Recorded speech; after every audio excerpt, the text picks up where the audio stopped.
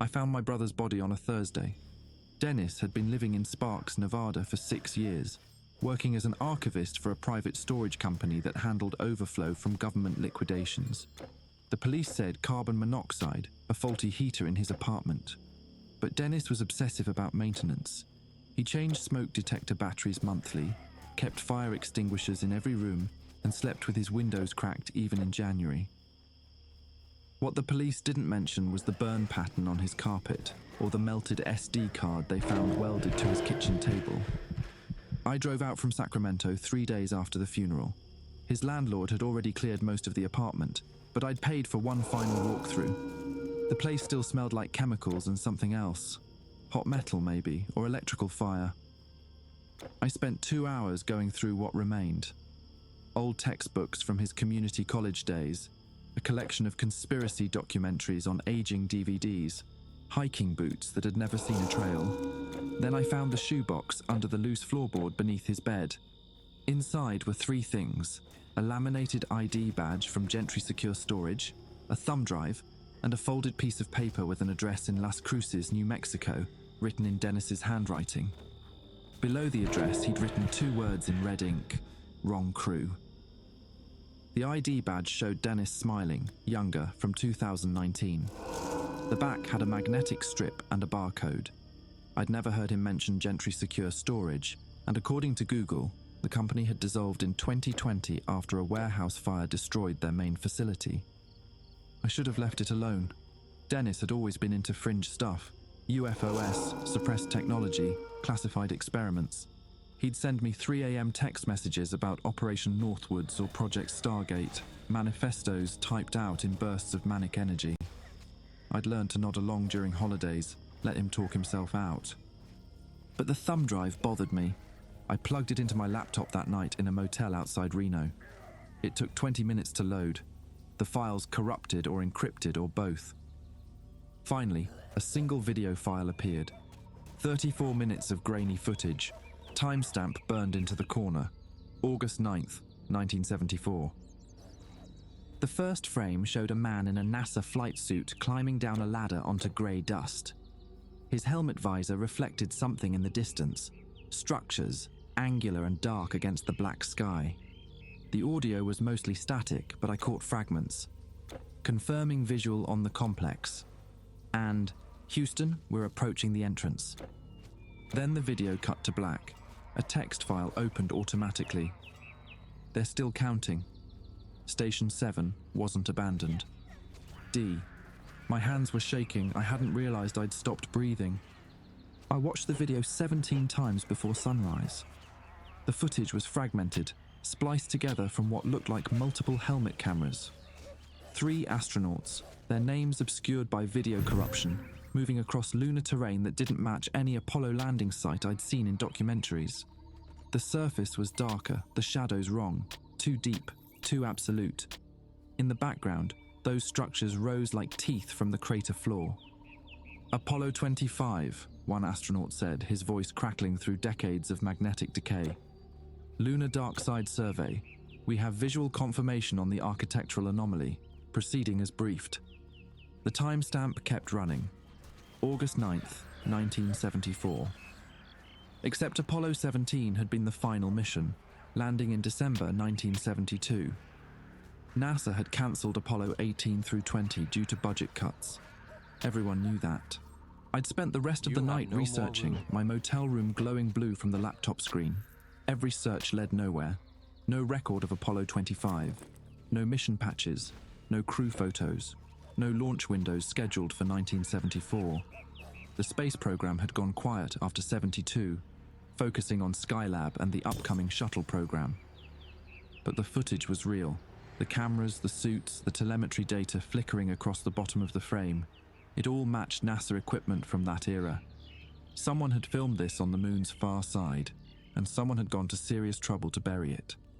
Dennis's note made less sense with each viewing. Wrong crew. Hello there. Wrong how. Wrong people. Wrong mission. Or something else entirely. By 6 a.m., I'd made a decision.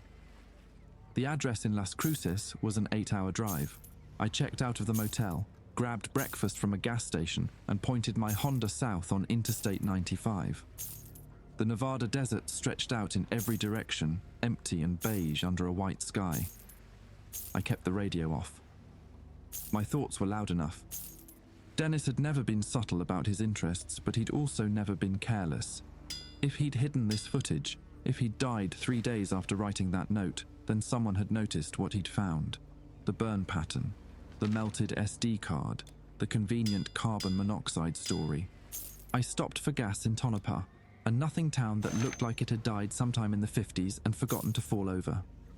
While the pump ran, I pulled up the video again on my phone, skipping to the section where the astronauts entered the structures. The interior was vast. Walls made from lunar rock, carved with patterns that seemed to shift when the camera moved. One astronaut, the mission commander I guessed, swept his helmet light across what looked like screens, dozens of them embedded in the walls. They were dark, dormant, but their surfaces reflected the light with an oily shimmer. Houston, we're documenting the chamber, the commander said. The construction is... Christ, it's precise. No weathering, no micrometeorite impacts. This wasn't built millions of years ago. This is recent. Define recent, a tinny voice responded from Mission Control. Decades, maybe less. The third astronaut, quiet until now, moved toward one of the screens. His gloved hand reached out, hesitated, then pressed against the surface. For 3 seconds, nothing happened. Then every screen in the chamber ignited with light. The video lurched, the camera operator stumbling backward. Images flooded the screens. Earth, blue and white and familiar, but wrong in ways I struggled to identify. Continents in different positions, ice caps that extended too far, cities glowing in regions that should have been ocean. "Shut it down," someone screamed. "Shut it down, shut it down." The video cut to static. When it resumed, the astronauts were running, their breathing ragged and panicked.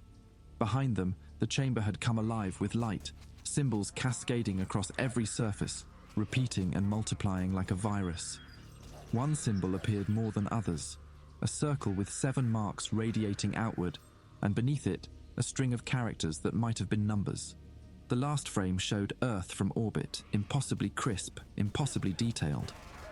In the corner of the screen, something that looked like a countdown, rows of symbols changing, ticking downward. Then black. My phone buzzed, I nearly dropped it. Unknown number, Nevada area code. "Hello?" Silence on the other end, but not empty silence. Someone was there, breathing quietly, waiting.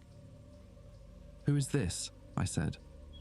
The breathing stopped, then a click and the line went dead. I got back in my car and drove 70 miles before my hands stopped shaking. The desert had never felt so exposed, so visible. Every car that passed became a potential tale. Every overpass bridge might hide a camera. Las Cruces was still 6 hours away. I had no idea what I'd find there or if I'd make it at all. But Dennis had died for this. The least I could do was find out why.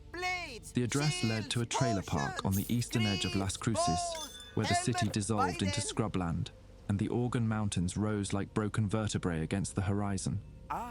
Mobile homes sat in uneven rows, their aluminum siding bleached by decades of sun. Kids' bikes lay abandoned in yards. A dog barked somewhere, rhythmic and hoarse. Unit 47 was at the far end, distinguished from its neighbours only by the bars on the windows and the lack of any decoration. No plants, no lawn chairs, no indication anyone actually lived there. I parked 2 units down and watched for 15 minutes. No movement, no lights. Dennis's note hadn't said what I'd find here, only that it mattered. Wrong crew. I kept turning the phrase over, trying to extract meaning from 2 words. I knocked, waited, knocked again. The door opened 4 inches, stopped by a chain. A man's face appeared in the gap, late 60s, maybe older, with skin like crumpled paper and eyes that tracked me with unsettling precision. His left hand stayed below the frame, probably holding something I wouldn't like. "Yeah. I'm looking for someone who knew about Gentry Secure Storage," I said. "The warehouse fire in 2019. His expression didn't change, but something shifted behind those eyes. Calculation, recognition maybe. "You're Dennis Calloway's brother," he said. Not a question. "How did you look like him. Same jawline, same stupid earnest face." He studied me for another long moment. He said you might come sniffing around. Didn't think it'd be this soon. Dennis is dead. I know, heard about it 2 days ago. He unhooked the chain, pulled the door wider. Name's Vernon Lassiter. Come in before someone sees you standing there like a damn tourist. The trailer's interior was a study in organized paranoia. Every window had blackout curtains. The walls were covered with maps, photographs, newspaper clippings connected by red string in patterns I couldn't decipher. A police scanner muttered in the corner. The air smelled like cigarette smoke and microwave dinners. Vernon moved to the kitchenette, poured himself whiskey from a bottle with no label. Didn't offer me any. You watched the film, he said. Some of it. The footage from 1974. All of it. You watched all of it, probably a dozen times, and now you're here because you need to know if you're crazy or if the world is. He took a long drink. Answers both. I stayed near the door. Who are you? 23 years with NASA, started as an engineering tech at Kennedy, worked my way up to mission analysis, did trajectory calculations for Apollo 11, system checks for 14 and 15. He set the glass down hard. And in August 1974, I was part of the ground crew for a mission that never happened. Apollo 25. You want the short version or the version that'll keep you awake for the rest of your life? Start with why it's not in any records. Vernon laughed, a sound like grinding gears. Because 18 hours after splashdown, every document got classified under a designation that doesn't officially exist. Personnel files scrubbed, launch telemetry erased.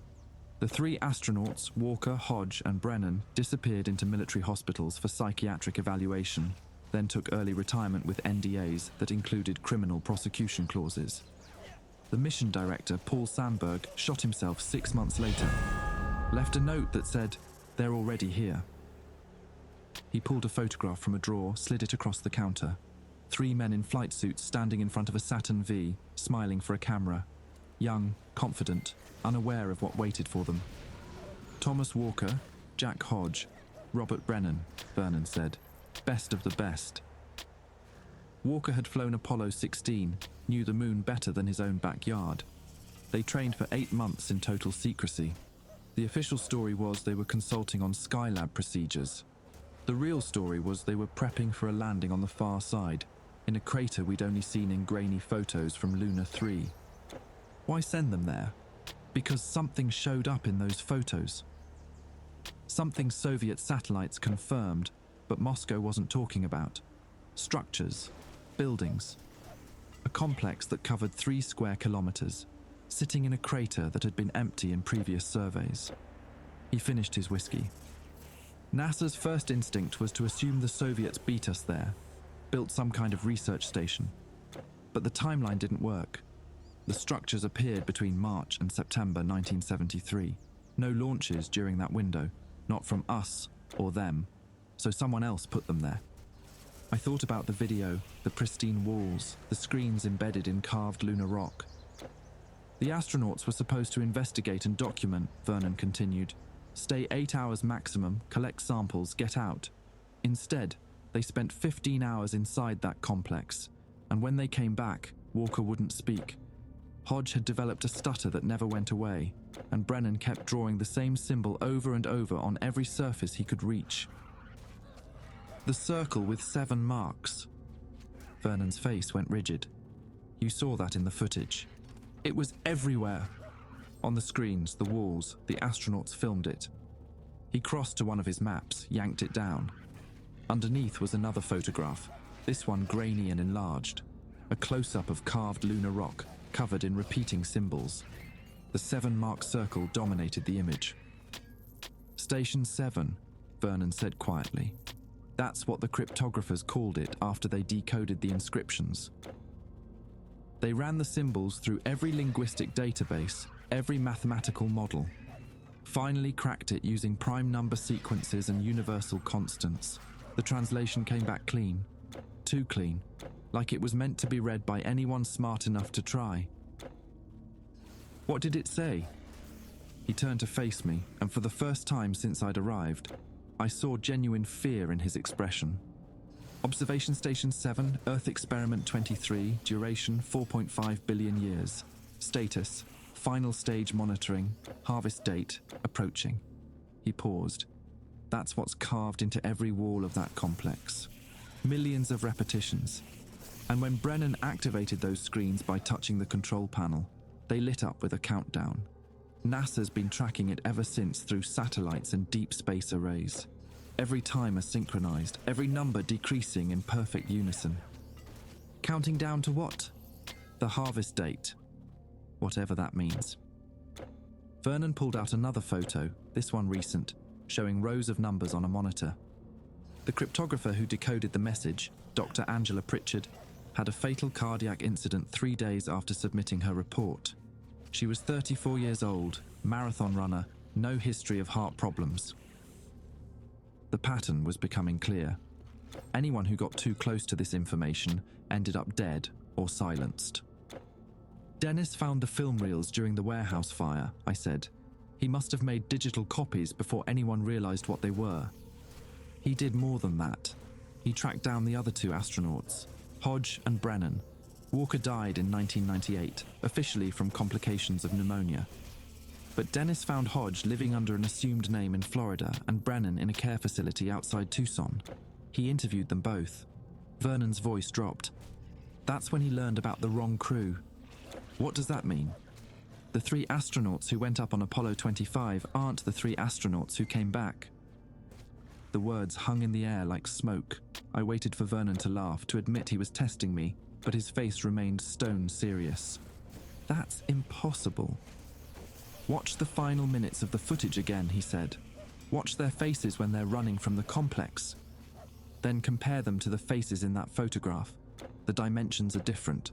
Subtle, but different.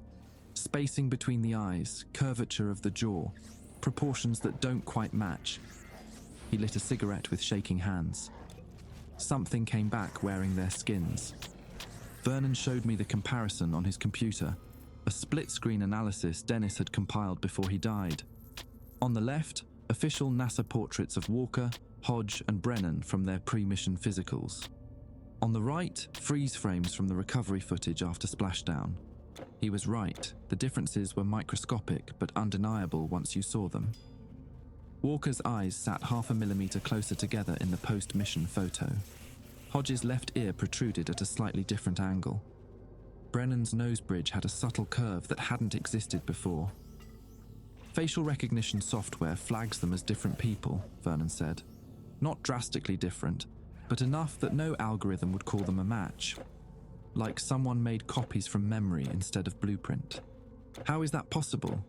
They wore biosensors during the entire mission. NASA monitored their vital signs constantly. Hello, everyone. So, if you like some real news and updates related to outer space and the cosmos, please check out our friend's channel mentioned in the card and at the video end. Enjoy. The telemetry went dark for 47 minutes while they were inside the complex. When it came back online, everything looked normal. Heart rates, respiration, blood oxygen, all within expected parameters. But the data transmission had a half-second delay that wasn't there before, like it was being filtered through something. I sat down on Vernon's threadbare couch trying to process this.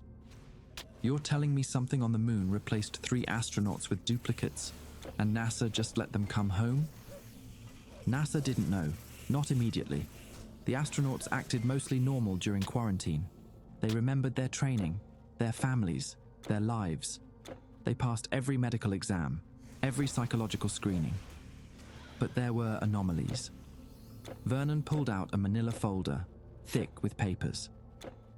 Brennan's wife noticed he had forgotten her middle name, something he'd teased her about for 8 years of marriage. Hodge couldn't remember the combination to his own gun safe.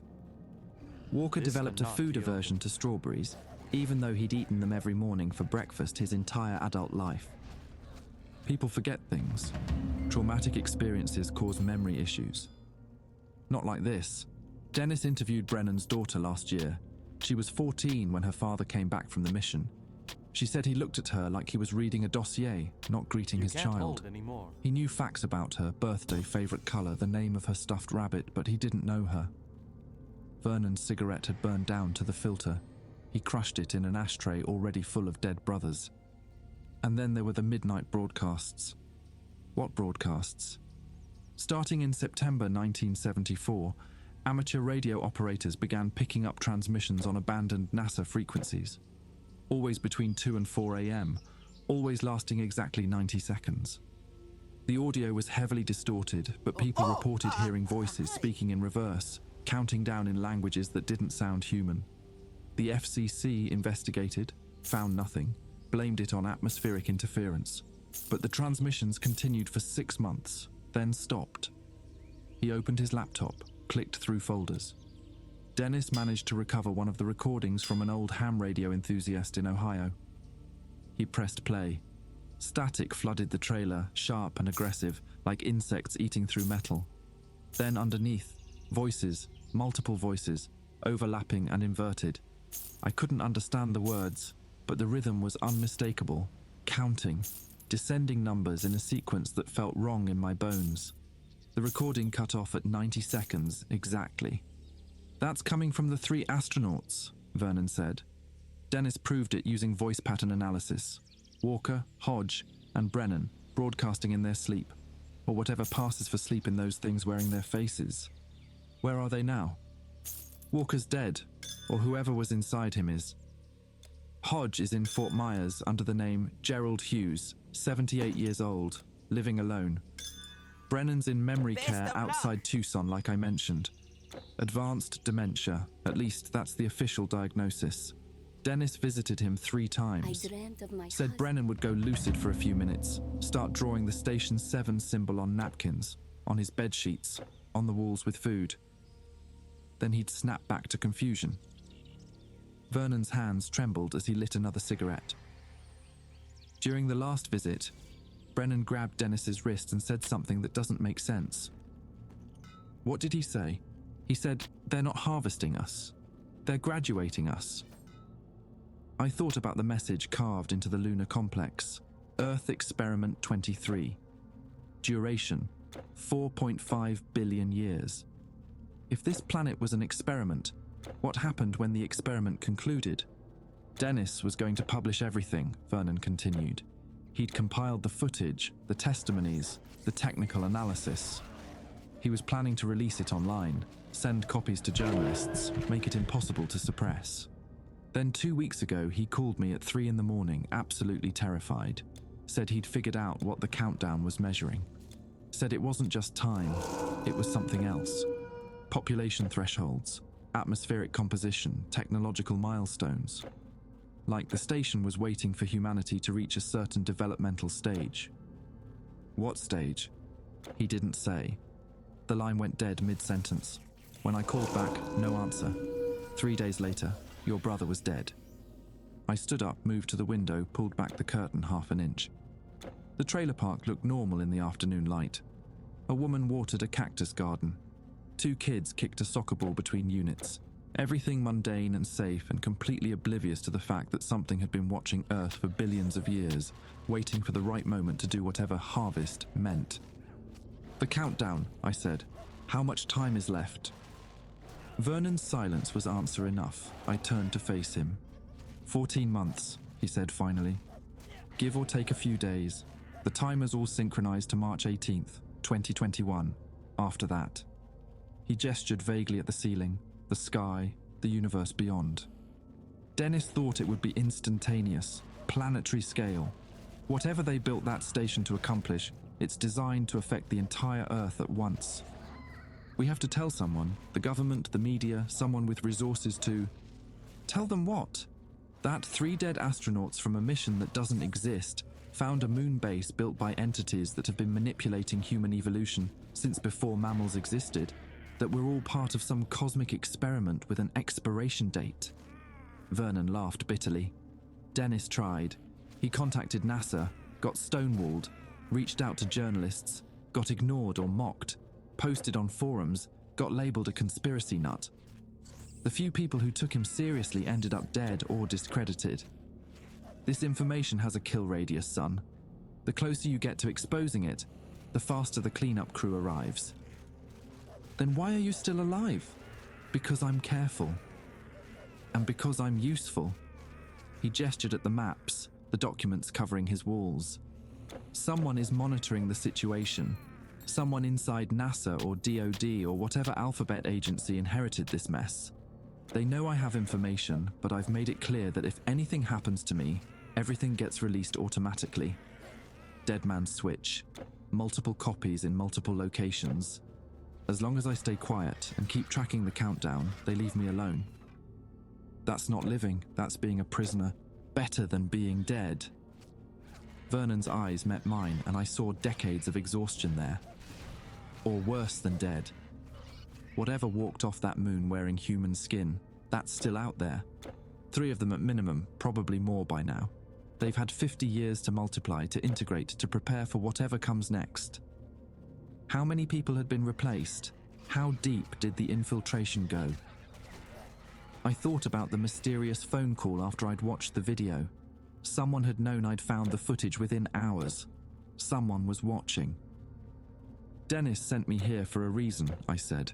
He didn't just want me to know the truth. He wanted me to do something with it. Vernon stubbed out his cigarette, pulled open a drawer and withdrew a padded envelope. Dennis's handwriting covered the front. For Oliver. When you're ready. My name. He'd prepared this before he died, knowing I'd follow the trail he'd left. Inside the envelope was another thumb drive and a single photograph. The photo showed Dennis standing outside a building I didn't recognize, modernist architecture surrounded by desert. Behind him, barely visible, was a sign, Lunar Receiving Laboratory, Building 37, Johnson Space Center. He broke in, Vernon said quietly. 2 months ago. Security footage shows him inside for 47 minutes, the same amount of time the Apollo 25 telemetry went dark. He never told me what he found, but after that night, he started sleeping with lights on. Started checking locks 3 times before bed. Started saying goodbye at the end of every phone call, like it might be the last. I turned the thumb drive over in my hands. Whatever was on here, it had been worth dying for. There's something else you need to know, Vernon said. His voice had dropped to barely a whisper. The astronauts who came back, Walker, Hodge, Brennan, or whatever's inside them, they're not hostile, not yet. They're waiting, just like the station is waiting. But Dennis found evidence that they're not alone. He tracked 17 other cases since 1974. People who went missing near NASA facilities or military installations, then reappeared days later with subtle differences. Memory gaps, changed preferences, slightly altered faces that their families couldn't quite articulate but felt in their guts. 17. That's just what Dennis could confirm. The real number is probably higher. Vernon moved to his wall of photographs, tapped one showing a middle-aged woman in a lab coat. Dr. Helen Voss, astrobiologist, disappeared during a conference in Houston in 1981, found 3 days later with no memory of the gap. She's now an advisor to NASA's planetary protection protocols. Or this one. He pointed to a younger man, military uniform. Captain Raymond Terrell, Special Operations. Went missing during classified training in Nevada in 1989. Showed up at his base 12 hours later, claimed he'd gotten lost during night exercises. He's currently stationed at Cheyenne Mountain. The pattern was clear. Strategic positions, people with access to sensitive information or critical infrastructure. Whatever was orchestrating this had been placing pieces on the board for decades, waiting for the countdown to reach 0. I need to see Brennan, I said. If he's the only one who'll still talk, even in fragments, I need to hear what he knows. Vernon's expression hardened. That's what Dennis said. Right before he died. Tucson was 7 hours west. Vernon gave me the address of the care facility and a warning. Don't go alone, don't tell anyone where you're going, and don't touch Brennan if he reaches for you. Why not? Dennis said Brennan's skin felt wrong. Not cold or hot, just wrong. Like touching something that was imitating the texture of human flesh without understanding what made it real. I left Las Cruces at dusk, driving through darkness that felt thicker than it should. The thumb drive Dennis had left sat in my passenger seat, unopened. Part of me wanted to pull over, see what my brother had risked everything to preserve. The other part knew that once I saw it, there'd be no unknowing. No turning back to the comfortable ignorance I'd lived in 4 days ago. The desert highway stretched empty in both directions. Occasionally, headlights would appear behind me, match my speed for a few miles, then vanish at the next exit. Probably nothing. Probably coincidence. But Vernon's paranoia was contagious, and I found myself checking the rearview mirror more than the road ahead. Around midnight, I stopped at a rest area outside Lordsburg. The parking lot held 3 semis and a minivan with Texas plates. Fluorescent lights buzzed overhead, attracting moths that cast frantic shadows. I locked myself in a bathroom stall and finally plugged the thumb drive into my phone. One file, video format, 47 minutes and 23 seconds long. The timestamp read September 15th, 2019, 3:17 a.m. Night vision footage, the image grainy green and black. Dennis's voice narrating in a whisper. This is my 4th attempt to access Building 37 Sub-Level 3. Previous attempts were blocked by security measures not listed in any official schematics. Tonight, I bypassed the biometric locks using credentials from a sympathetic source I can't name. The camera moved through corridors I'd never seen. Concrete walls, pipelined ceilings, the institutional architecture of classified government facilities. Dennis's breathing was steady, but quick. Every few seconds, he'd pause, check corners, listen for footsteps that never came. Sub-Level 3 houses the original Apollo 25 samples, he narrated. Lunar rock collected from inside the complex. According to Vernon's contacts, these samples were kept separate from all other moon material. They've never been tested by outside laboratories, never catalogued in public databases. NASA's official position is that they don't exist. The camera turned into a room dominated by a sealed containment chamber. Inside, visible through thick glass, sat dozens of rock specimens in labeled containers, but they weren't ordinary lunar samples. Even through the night vision distortion, I could see they had a quality that didn't match lifeless stone. A faint luminescence, barely perceptible, pulsing in rhythms that suggested something organic. Dennis zoomed in on the labels. Each container had a number sequence and a symbol, variations on the Station 7 circle with 7 marks. Some specimens had 8 marks, some had 12. One had a spiral pattern that made my eyes hurt to track. These aren't rocks, Dennis whispered. They're components. Or maybe storage devices. Vernon's cryptographer believed the entire complex on the moon functions as a massive computational system, with each carved surface acting as a processing node. If that's true, these samples are fragments of that system, pieces of the machine that's been watching us. He moved closer to the containment chamber, the camera's focus adjusted, and I saw something. The specimens weren't sitting still. They were very slowly moving, rotating in their containers, orienting themselves toward the same direction. North, maybe, or toward some signal my phone's sensors couldn't detect. Watch this, Dennis said. He pulled something from his pocket, a tuning fork. He struck it against the glass. The tone resonated through the containment chamber. For a moment, nothing happened. Then every specimen began to vibrate in perfect synchronization with the fork's frequency. The luminescence intensified, spreading from rock to rock until the entire chamber glowed with soft, terrible light. And then they started transmitting. The audio on the recording distorted, overwhelmed by a sound that existed at the edge of human hearing. Not quite a tone, not quite language, but something that carried information the way radio waves carried voices. Dennis stumbled backward, the camera shaking.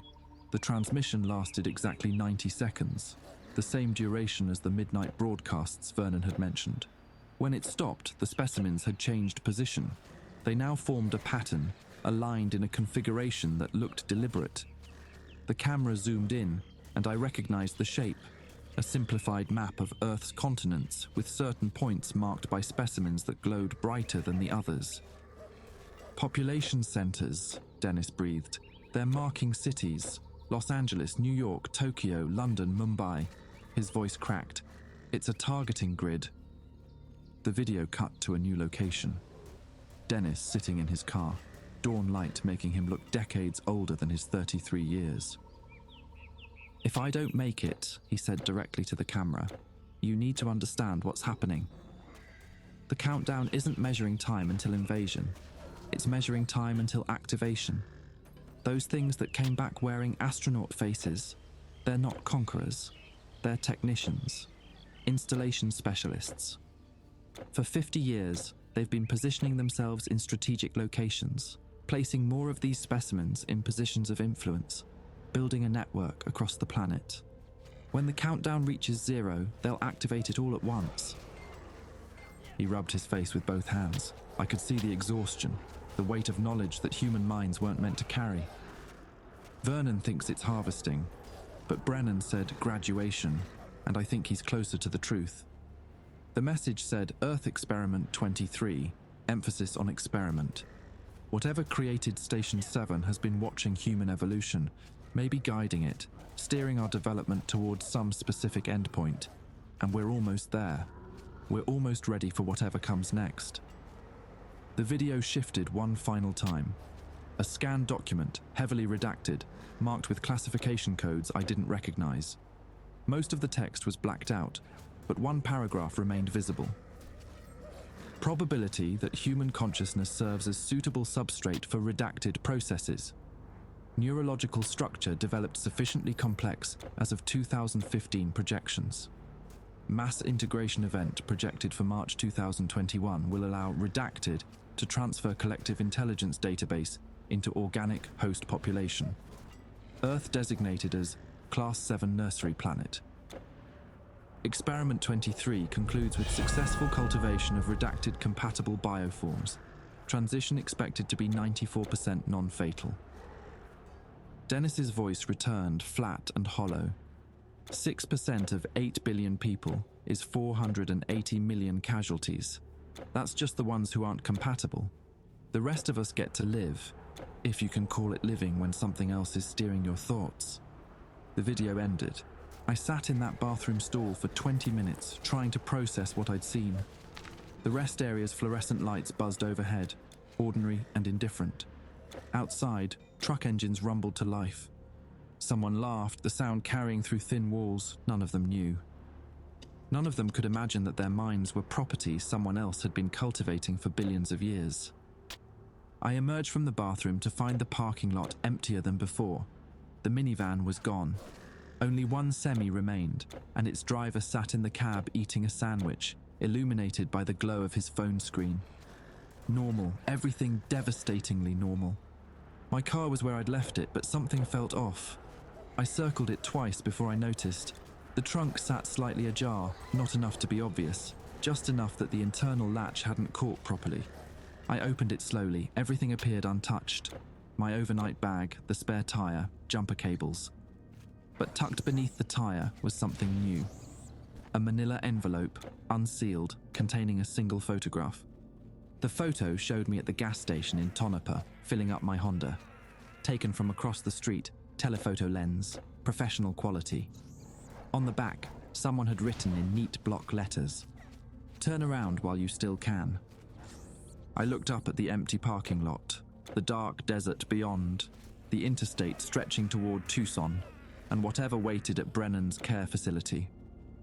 Vernon's words echoed, "This information has a kill radius." I got back in my car and kept driving west. Not because I was brave, but because Dennis had died to give me this knowledge, and turning around would mean his death accomplished nothing. The miles disappeared beneath my wheels.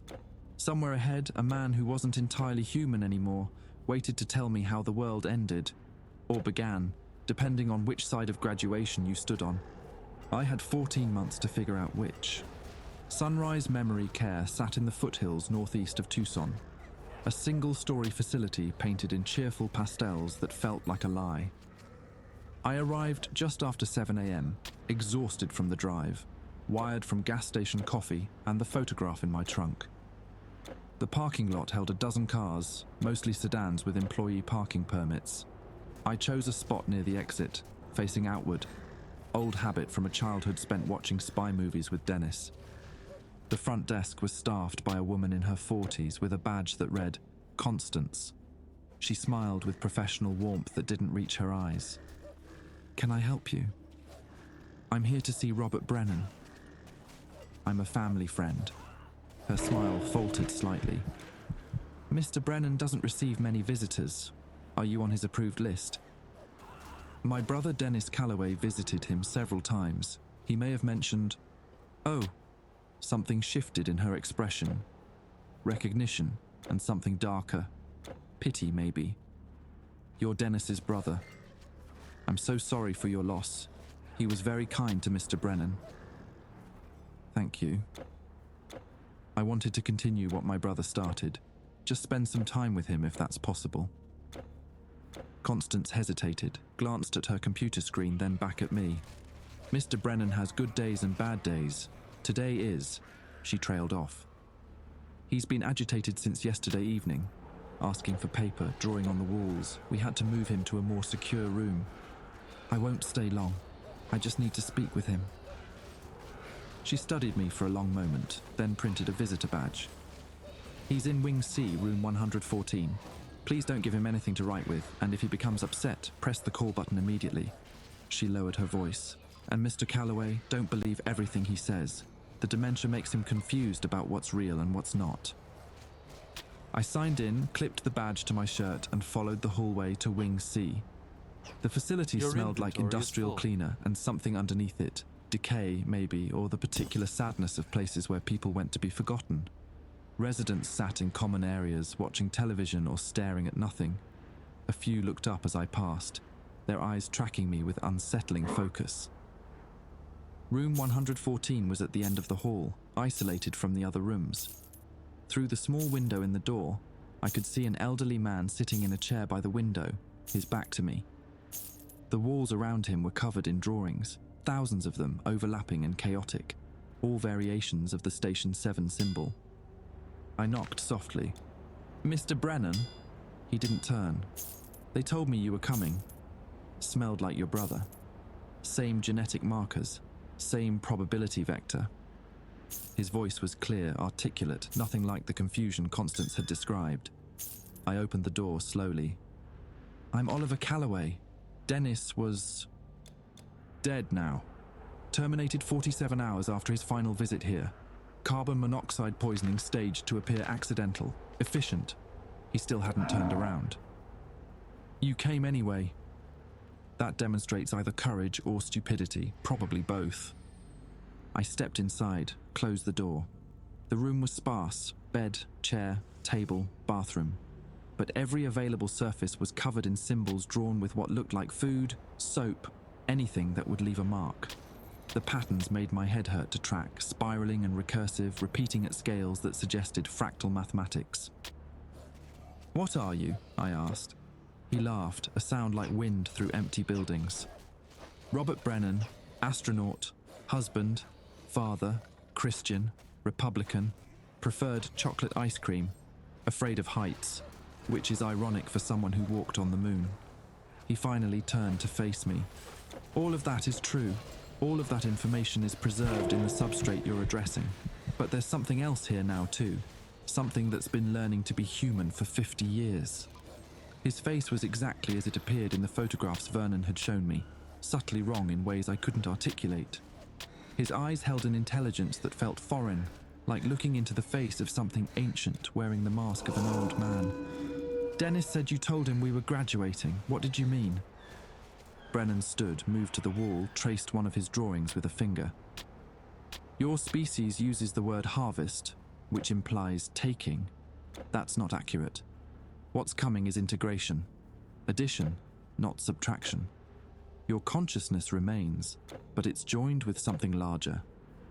Imagine a single cell becoming part of a greater organism. The cell doesn't die. It gains context. That's what the countdown is measuring. When we're ready for integration. When the substrate reaches optimal complexity, human neurological development follows a predictable curve. Language, abstract thought, technological advancement. These are milestones we've been monitoring for 4.5 billion years. You're not the first iteration. Experiment 23 means there were 22 previous attempts. Earth has been reset and reseeded many times. each cycle bringing the substrate closer to compatibility. Dinosaurs, ice ages, mass extinctions, all of it deliberate, all of it steering evolution toward producing minds complex enough to serve as hosts for something incomprehensible. The 6% casualties, the document said 6% aren't compatible. Neurological variants, some substrates lack sufficient connectivity. Their consciousness can't support integration.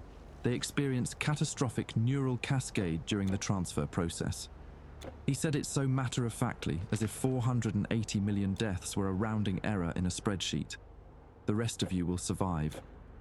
You'll still be you, mostly. You'll still remember your lives, your loves, your losses. But you'll also be part of something that remembers the birth of galaxies, the death of stars, experiments spanning billions of years across millions of worlds. That's not living. That's being erased. Is a child erased when they learn to read? Is a student erased when they understand calculus? Integration isn't destruction, it's evolution. Forced evolution, admittedly. But your species has been forcing its own evolution since you learned to plant crops. This is just the next step. I thought about the astronauts, the 17 other cases Vernon had mentioned, all the people replaced or augmented over 50 years. Why replace people? Why not just wait until March 2021 and integrate everyone at once? Preparation. Logistics. The integration process requires infrastructure your species hasn't built yet. We needed individuals in positions of authority to facilitate the necessary preparations. NASA, military installations, communication networks, power grids. When integration begins, it must cascade through the entire population within 47 minutes. Any longer, and you risk fragmentation, incomplete transfers, consciousness trapped between states. That's worse than death. You're talking about billions of people, 8.2 billion as of current projections, all synchronized, all integrated simultaneously through quantum entanglement principles your science is only beginning to understand. He turned to face me fully. The lunar specimens your brother filmed are resonators, amplifiers. There are thousands of them positioned globally, networked through principles that appear as physics to you but are actually engineered constants. When activation occurs, they'll generate a field that encompasses the entire planet. Every human consciousness will be reached simultaneously. And you've been placing these resonators for 50 years. Longer. The program began in 1947 with the Roswell incident, which wasn't an accident. But substantial acceleration occurred after the Apollo program gave us direct access to lunar construction materials. The samples Brennan, the original Brennan, touched in that complex contained the necessary templates. We've been manufacturing and distributing ever since. I felt sick. Who are you? What are you? Names are difficult. Your language lacks the dimensional complexity. The closest translation would be gardeners or cultivators. We tend worlds. We plant consciousness, nurture it through evolutionary cycles, harvest it when it reaches maturity. Earth is one of 7,419 active cultivation sites. You're not special. You're just ready. What if we refuse? What if we fight back? Brennan's expression didn't change, but something in his eyes suggested amusement. With what? Your weapons operate on principles we engineered. Your computers run on architecture we seeded into your intuition. Even your religions contain preparation protocols disguised as prophecy. Revelation describes integration as rapture. Buddhist texts describe it as achieving nirvana. Your myths have been telling you this was coming for millennia. You just didn't recognize the message. He moved closer, and I resisted the urge to step back. His presence felt wrong in a way I couldn't define, like the uncanny valley, but applied to existence itself. Dennis understood this, Brennan continued. During his last visit, he asked me the only question that matters. What happens to individual human experience after integration? Do your memories persist? Do you still feel joy, fear, love? Do you still dream? What did you tell him? I told him the truth. I don't know. The integration is unidirectional. Once consciousness joins the collective, it can't communicate back to unintegrated minds. It's like trying to explain color to someone who's never had vision. The experience is ineffable, but I can tell you what I feel, what Robert Brennan feels, the fragment of him still aware inside this substrate. He paused, and for a moment something human flickered across his face. Pain, maybe, or regret. "He's drowning," Brennan whispered. Every day, more of him dissolves into the collective. His memories of his daughter's laugh, his wife's perfume, the taste of his mother's pot roast, they're being archived, catalogued, integrated into a library so vast that individual moments lose all meaning. He's not gone, but he's diffused across such an enormous consciousness that his individuality has become statistical noise. And soon, that's what happens to everyone. The human fragment faded, the alien intelligence returned. Dennis asked me if there was a way to stop it. I told him no. The infrastructure is too distributed, the process too advanced. Even if you destroyed every resonator on Earth, the lunar complex contains sufficient processing power to complete integration. The only variable is casualties. Destroy the resonators and the transfer becomes traumatic. Instead of 6% fatalities, you're looking at 40%, maybe more. So we're supposed to just accept it, let you erase humanity? Humanity will persist, just not as individuals. You'll become part of something greater, something that spans galaxies and millennia. Your descendants, if that's even the right word, will inherit the stars. They'll carry human experiences, human perspectives into realms you can't imagine. That's not erasure. That's immortality. That's hell. Brennan smiled, a terrible expression on that too similar face. Then you have 14 months to find peace with it, or you can follow your brother's path. He tried to warn the world, tried to expose the truth. Look how that ended. He returned to his chair, dismissing me with the gesture. Tell Vernon he was right to stay quiet.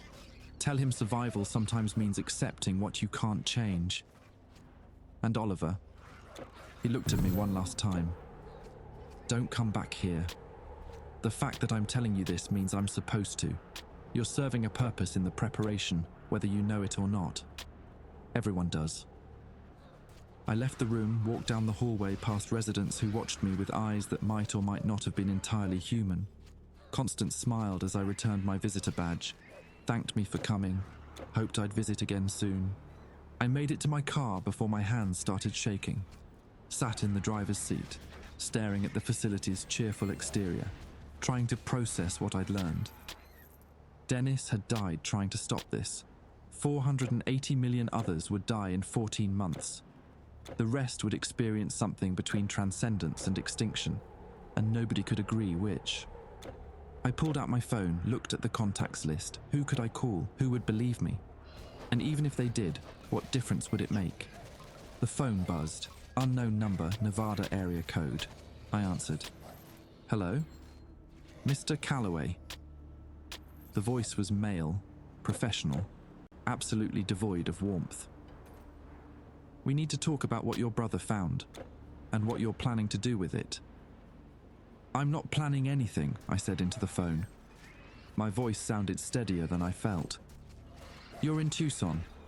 You just visited Robert Brennan. Before that, Vernon Lassiter in Las Cruces. You have footage your brother acquired from Building 37. You've watched the Apollo 25 recordings multiple times. That suggests planning to me. I started the car, pulled out of the parking lot. Whoever was calling had been tracking my movements for days, maybe longer. Who are you? Someone trying to prevent you from making a fatal mistake. Your brother thought exposure would save humanity. Instead, it got him killed and accomplished nothing. The information is too big, too paradigm-breaking. People will dismiss it as conspiracy theory or elaborate hoax. The few who believe will panic, and panic accelerates the timeline in ways nobody wants. The timeline to integration. A pause. So Brennan told you everything. That complicates things. Are you one of them? One of the replacements? No, I'm human. Completely human.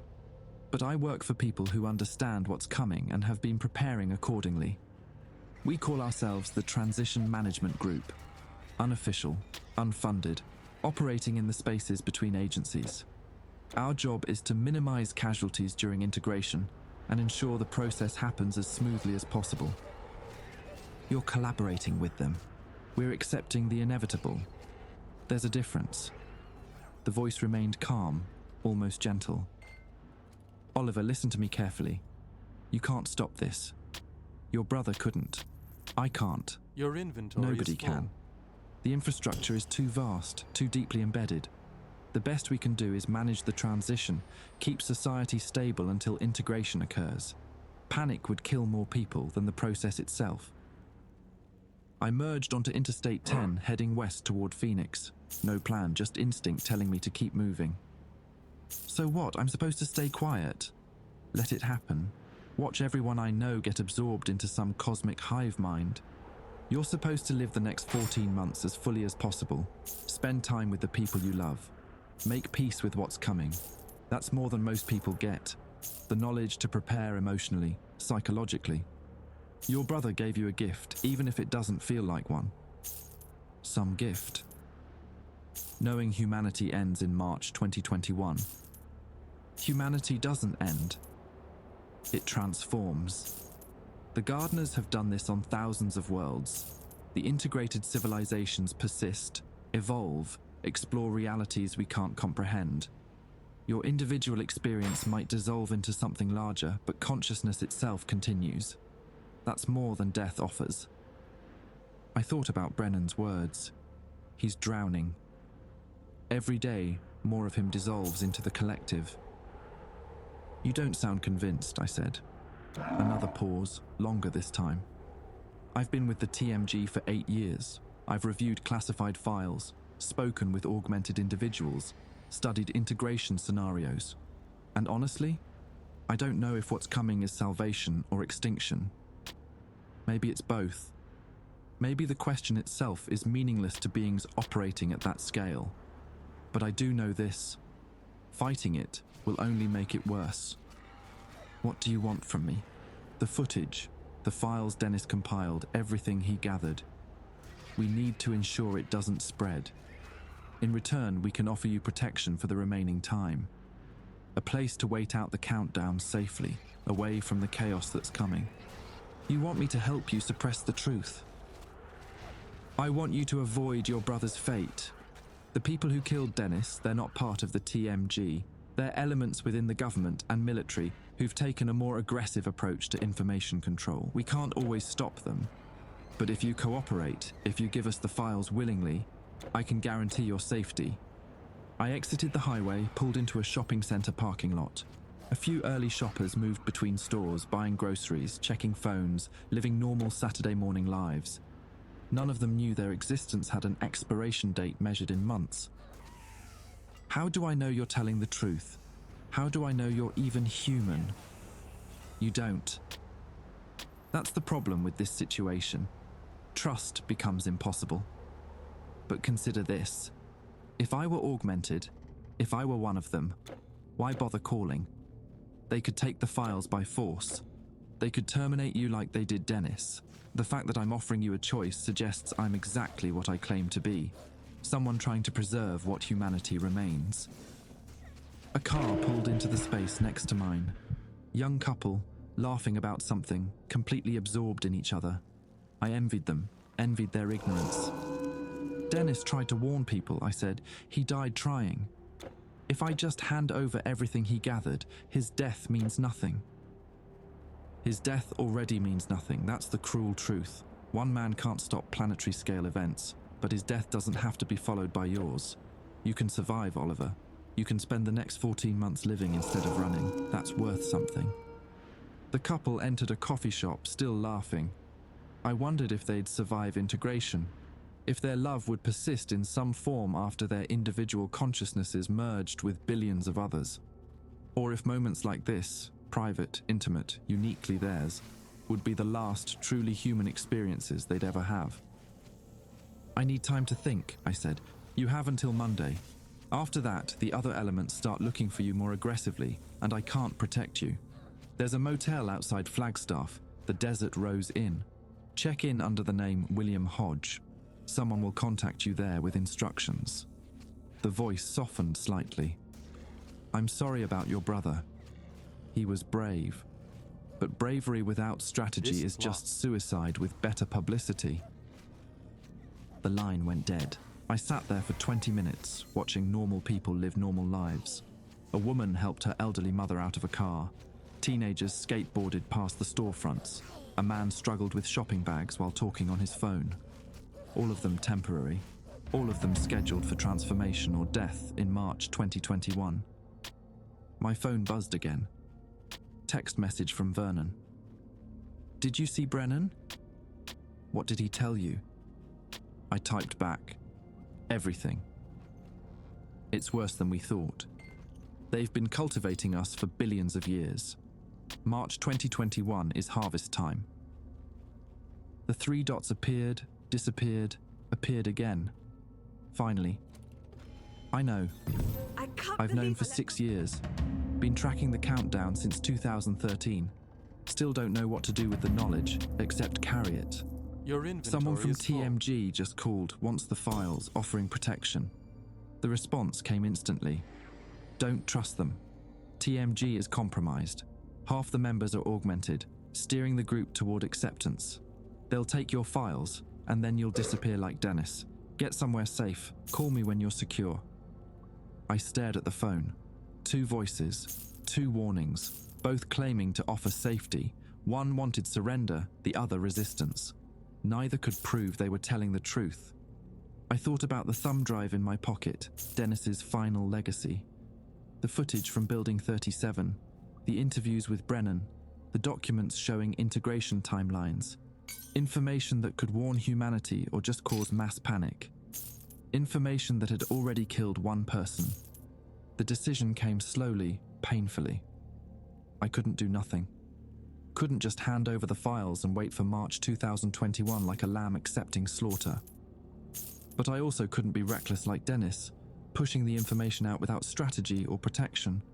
I needed someone outside this shadow world of augmented astronauts and government handlers. Someone with resources and reach, but no connection to NASA or military intelligence. Someone who could publish the information in a way that couldn't be easily suppressed.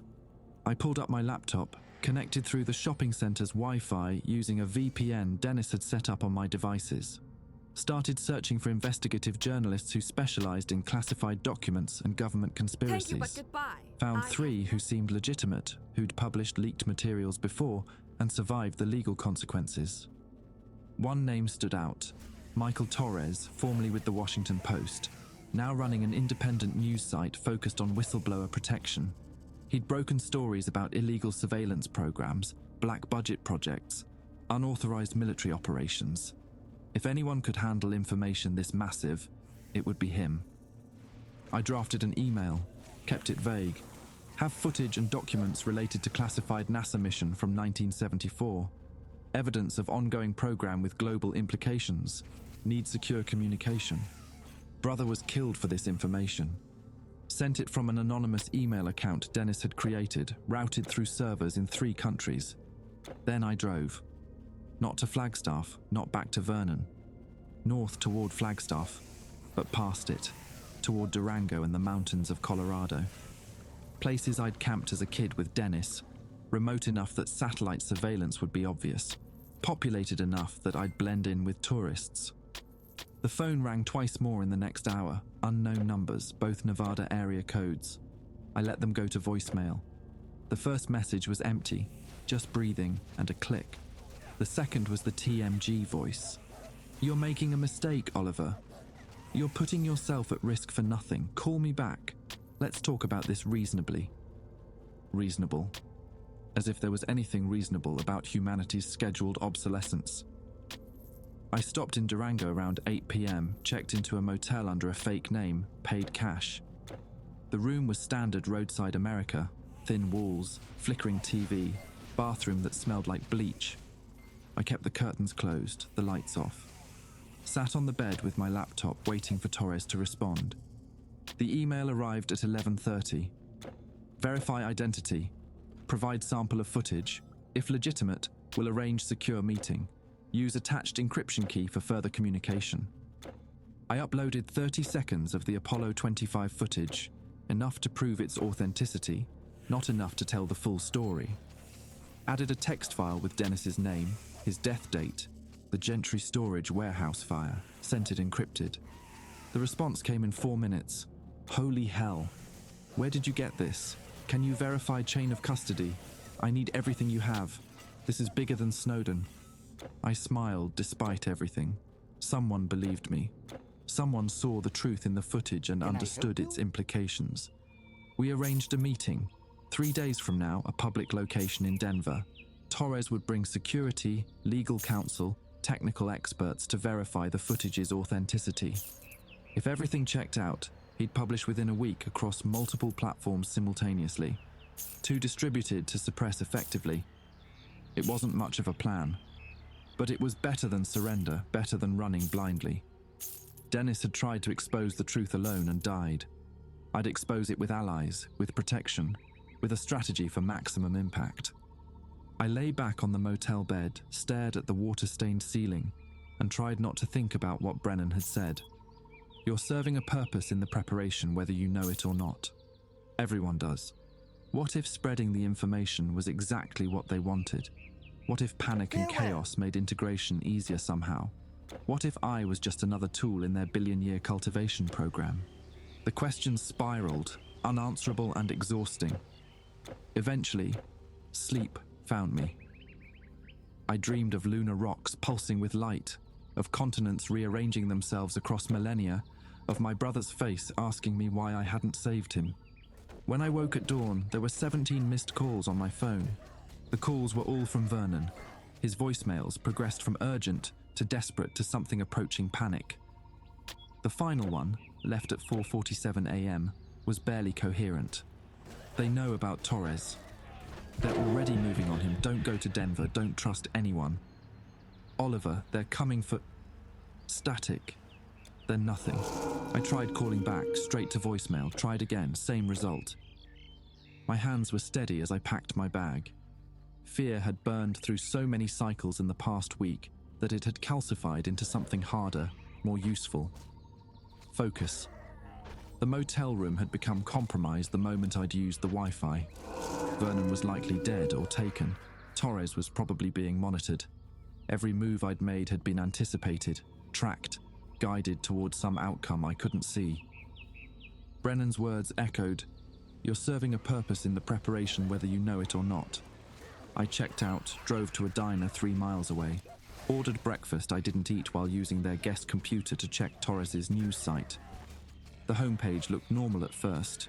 Recent articles about corporate fraud, environmental violations, political corruption. Then I noticed the banner across the top. Site undergoing emergency maintenance. Back online soon. The site had been live 4 hours ago when I'd sent the footage. Now it was dark. I searched for Michael Torres on social media. His accounts had been scrubbed clean. No new posts since 3 days ago. Comment sections disabled. Messages bouncing back undelivered. Not deleted. Frozen. Like someone had put his entire digital existence on pause. The waitress refilled my coffee. "You okay, honey? You look like you've seen a ghost." "Just tired. Long drive." She smiled sympathetically and moved to the next table. Normal conversation in a normal diner. Outside, morning traffic crawled past. A construction crew jackhammered asphalt across the street. Everything mundane and real and completely unaware that hidden forces were dismantling anyone who threatened their timeline. My phone buzzed, unknown number. I almost didn't answer. Oliver. Vernon's voice, but wrong. Too calm, too measured. I apologize for the distressing voicemails. I was experiencing a medical episode. Diabetic shock. I'm fine now. Vernon wasn't diabetic. I'd watched him chain smoke and drink whiskey for 8 hours straight without mentioning any health issues. "Where are you?" I asked carefully. "Home. Las Cruces. Where else would I be?" A pause that felt practiced. "Listen, I've been thinking about our conversation. About the footage, the information Dennis gathered. I was wrong to encourage your paranoia. There's a reasonable explanation for everything. Government bureaucracy, classified projects that seem suspicious but are actually legitimate. We've been seeing patterns where none exist. What happened to you, Vernon? Nothing happened. I'm simply being rational. The stress of carrying conspiracy theories for 20 years, it took a toll. But I've been speaking with some people who've helped me understand the situation more clearly. They'd like to speak with you too, help you process what you've learned. They'd gotten to him. The real Vernon was gone, replaced or coerced or augmented. I couldn't tell which, but it didn't matter. The man on the phone wasn't my ally anymore. I'll think about it, I said. Don't think too long. The people I mentioned, they're patient, but they need this resolved soon. For your safety and mine, meet me in Las Cruces tomorrow. We'll sort everything out together. I hung up, stared at the phone for 30 seconds, then pulled the battery out and snapped the SIM card in half. If they'd turned Vernon, they had access to everything he knew, including my phone number, my vehicle description, my likely routes. The diner's walls suddenly felt transparent. I left cash on the table and walked out, scanning the parking lot for vehicles that didn't fit. A white van with tinted windows sat 3 spaces down.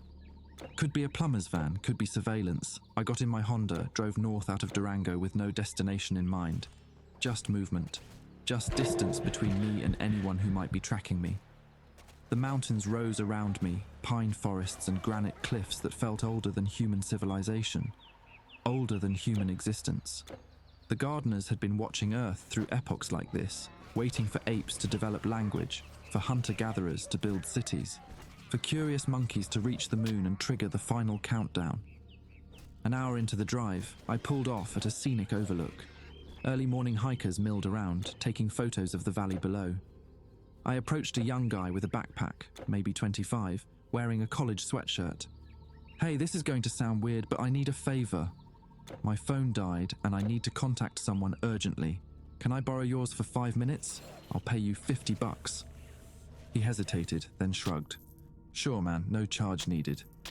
I used his phone to create a new anonymous email account, then uploaded all of Dennis's files to a distributed storage network designed for whistleblowers, the kind journalists use to protect sources. The upload took 3 minutes. When it finished, I sent the access codes to 5 different email addresses. Journalists, activists, documentary filmmakers, people who'd proven they could handle explosive information. Then I drafted a simple message.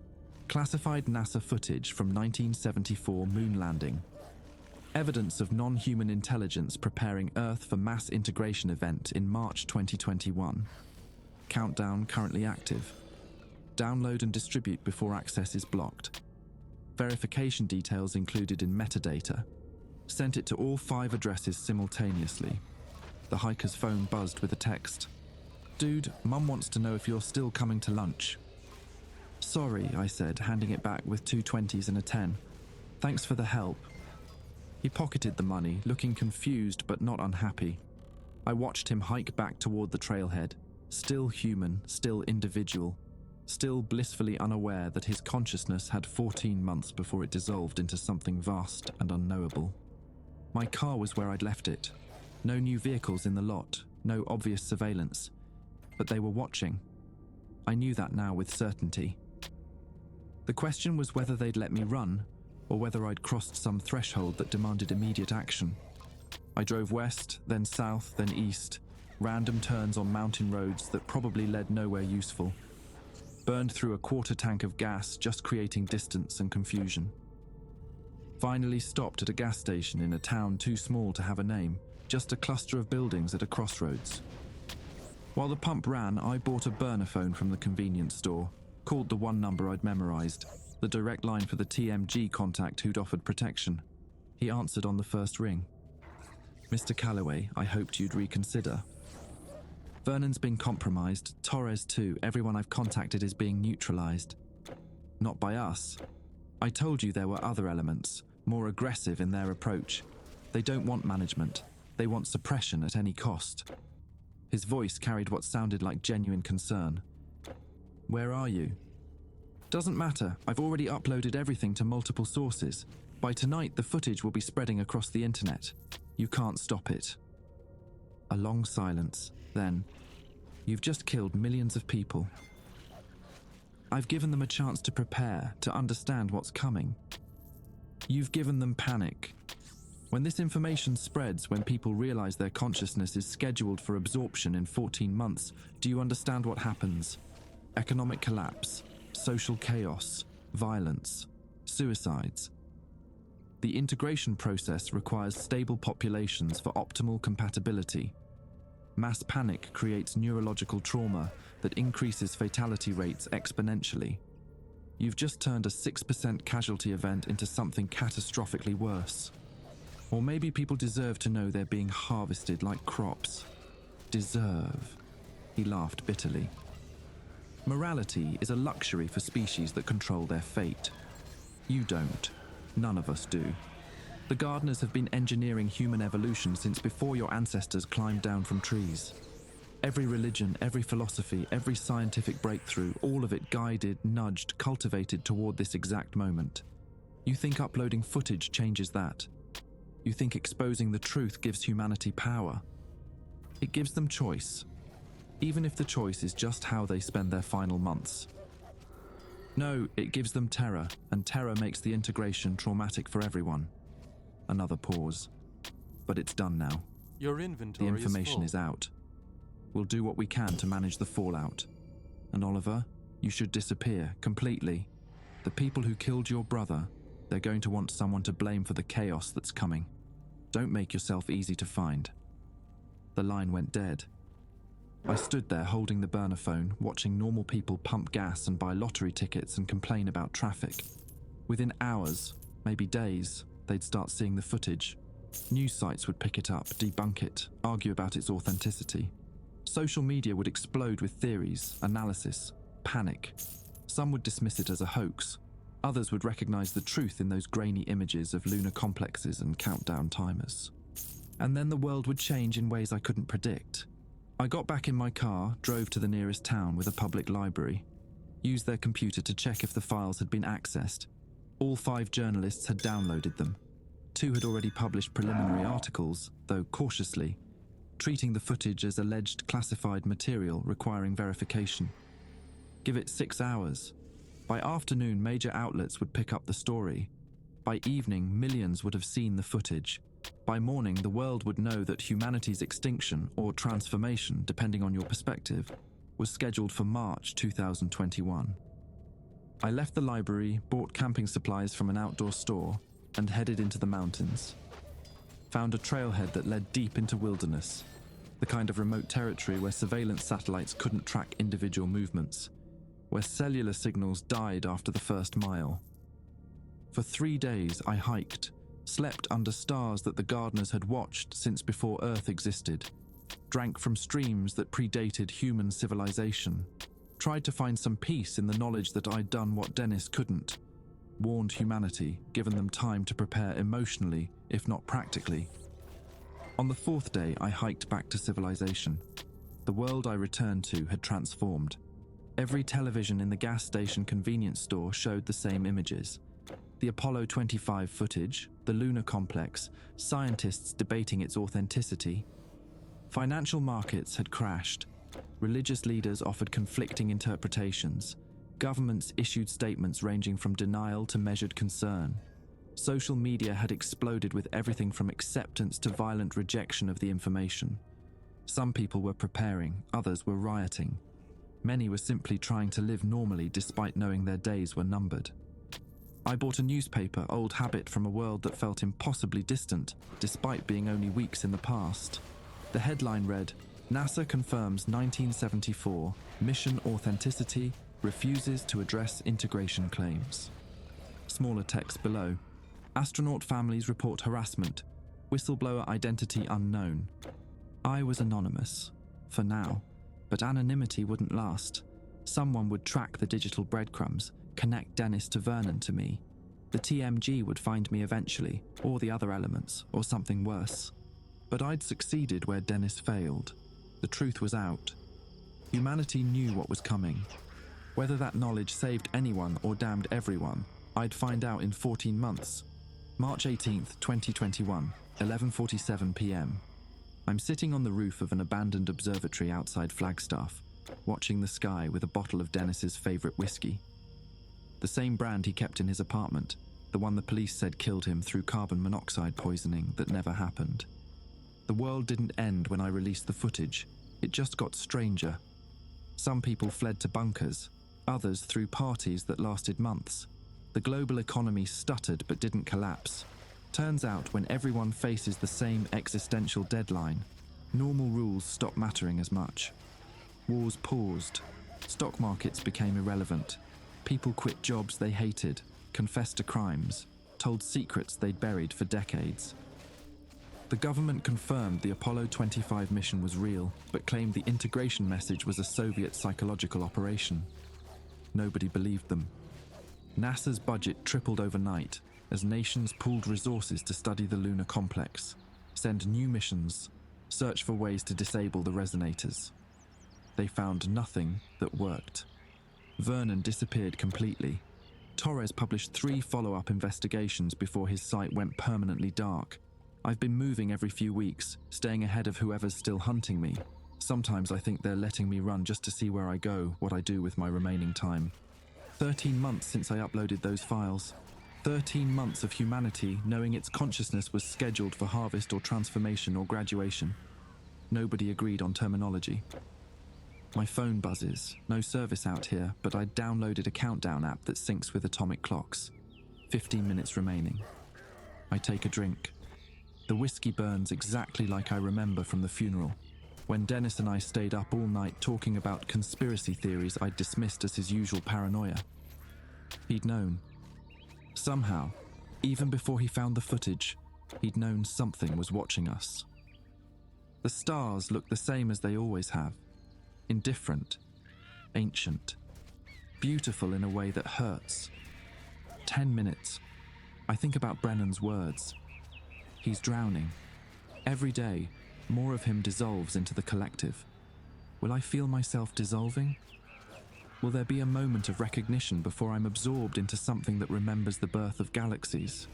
Or will it be instantaneous? One moment I'm Oliver Calloway, the next I'm a microscopic fragment of intelligence spanning millions of worlds. 5 minutes, the air feels heavier. Might be imagination, might be the resonators activating, generating fields that will reach every human consciousness simultaneously. 8 billion minds about to become one vast, incomprehensible awareness. I open my laptop one final time, type a sentence into a text file. If you're reading this, I survived integration and retained enough individuality to leave messages. Look for me in the patterns.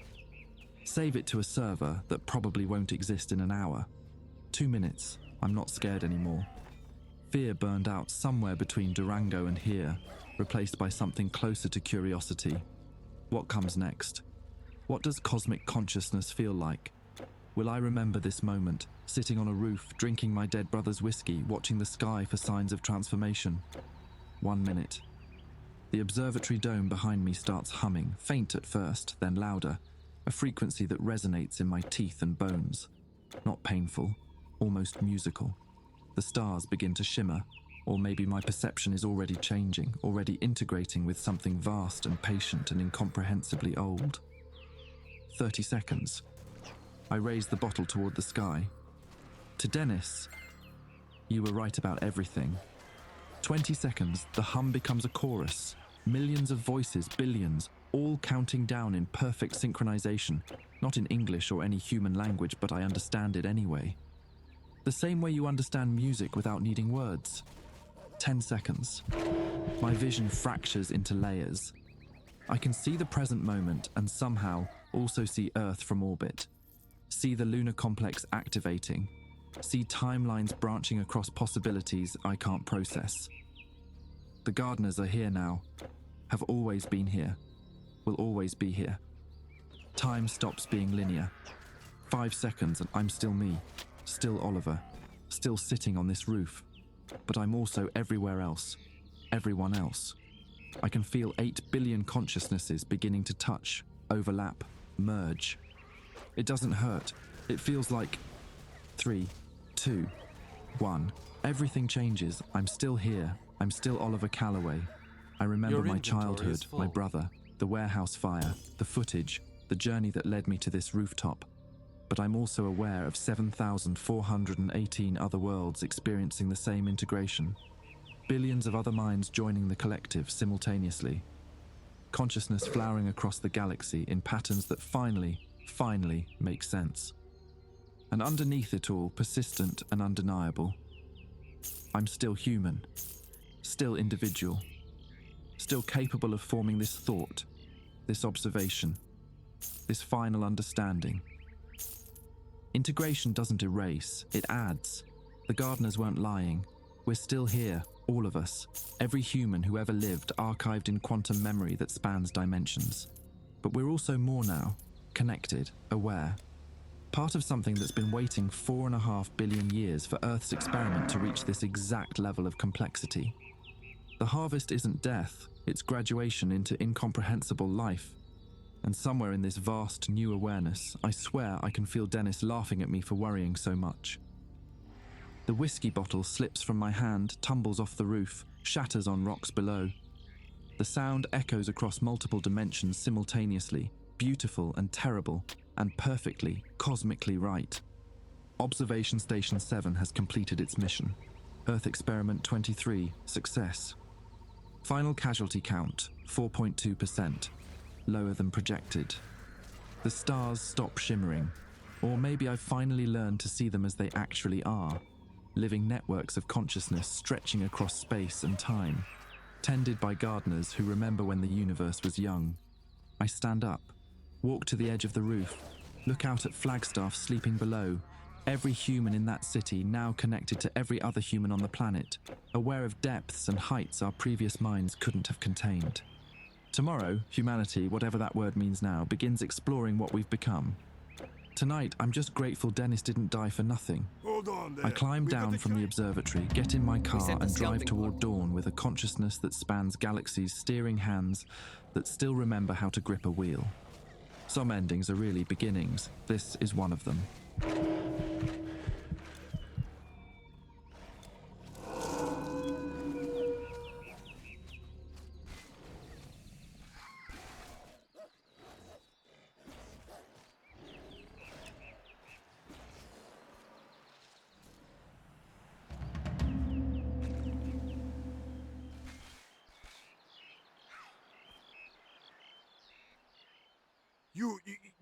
How did you do that? When you went in, I expected that Limos to... Oh, my apologies, noble warrior. I mistook...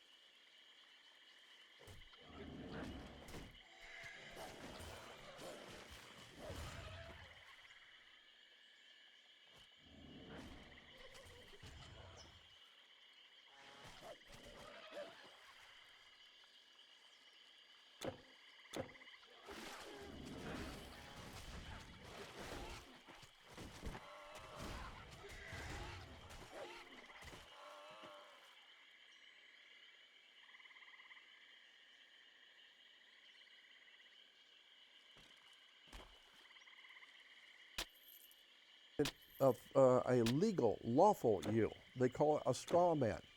And so they created a document, and the document says that the document has your name, your address, and everything on it, which is you.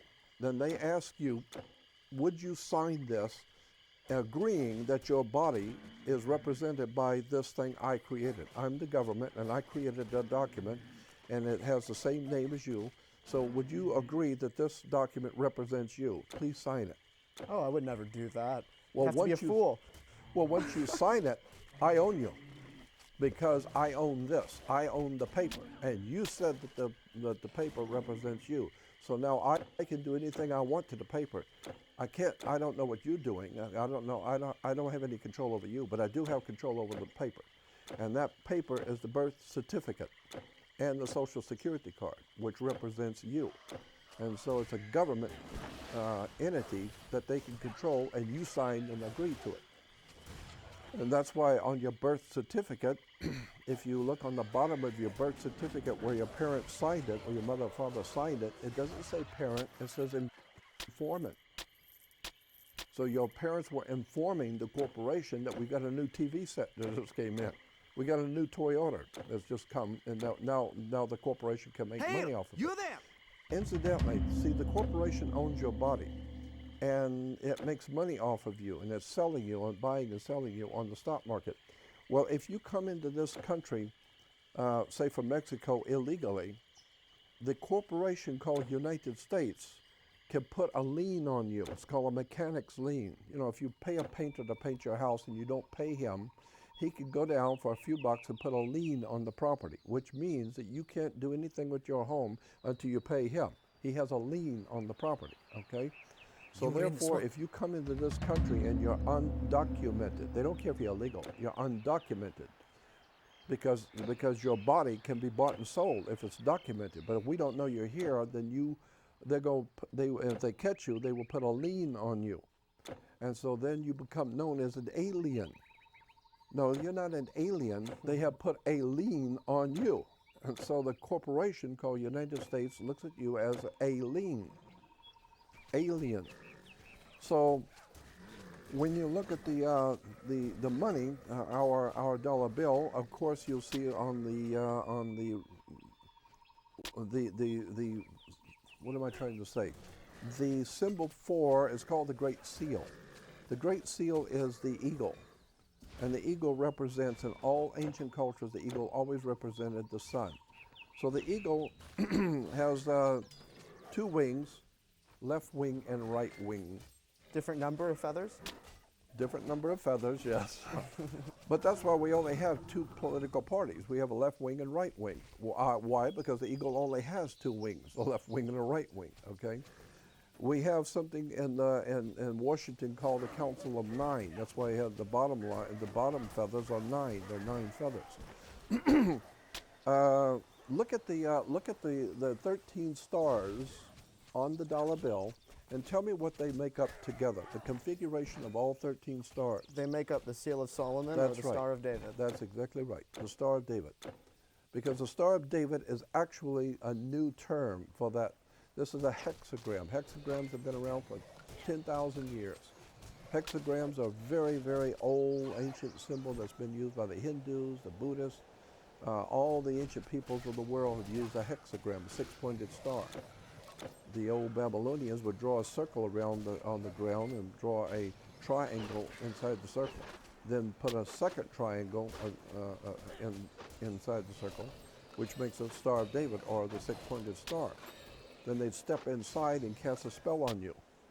And that's what we call putting hex on you. They put the hex on you. And so the hex is a 6-pointed star. And so, and originally the 6-pointed Star of David was referred to, and look it up in the encyclopedias and reference works on occult symbols.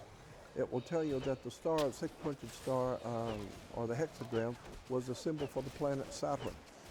It's an old, ancient astronomical symbol for the planet Saturn, which I think is interesting because the Hebrews are worshiping the planet Saturn, Lord of the Rings. And that's why Saturn in the old, now I'm getting into religion, but in the ancient world, the planet Saturn in the old ancient Phoenician language was called Shabbat. You have no more room. S-H-A-B-B-A-T-H. Shabbat was the planet Saturn in the Phoenician language. So today, the Hebrews who are still keeping holy the worship of Saturn, they call it Shabbat or Sabbath. And so the Sabbath is actually showing respect for the ancient Hebrew god Saturn, Lord of the Rings. Because that's what Shabbat was, the name for the planet Saturn. And now we have Saturday. Yeah, now we have Saturn Day.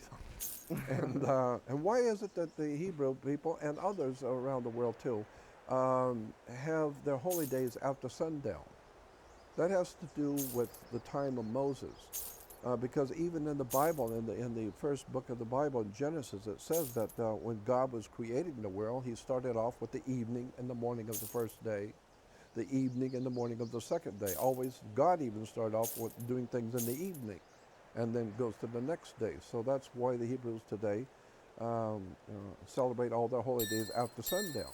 Why? Because during the time of in history that Moses would have been around, Moses was the leader of a lunar cult. It was a time in which the Hebrew people, or those ancient people we call the Hebrews, were worshippers of the moon. Because if you've ever been to the Middle East, and especially into Egypt, looking across east from Egypt is the Sinai.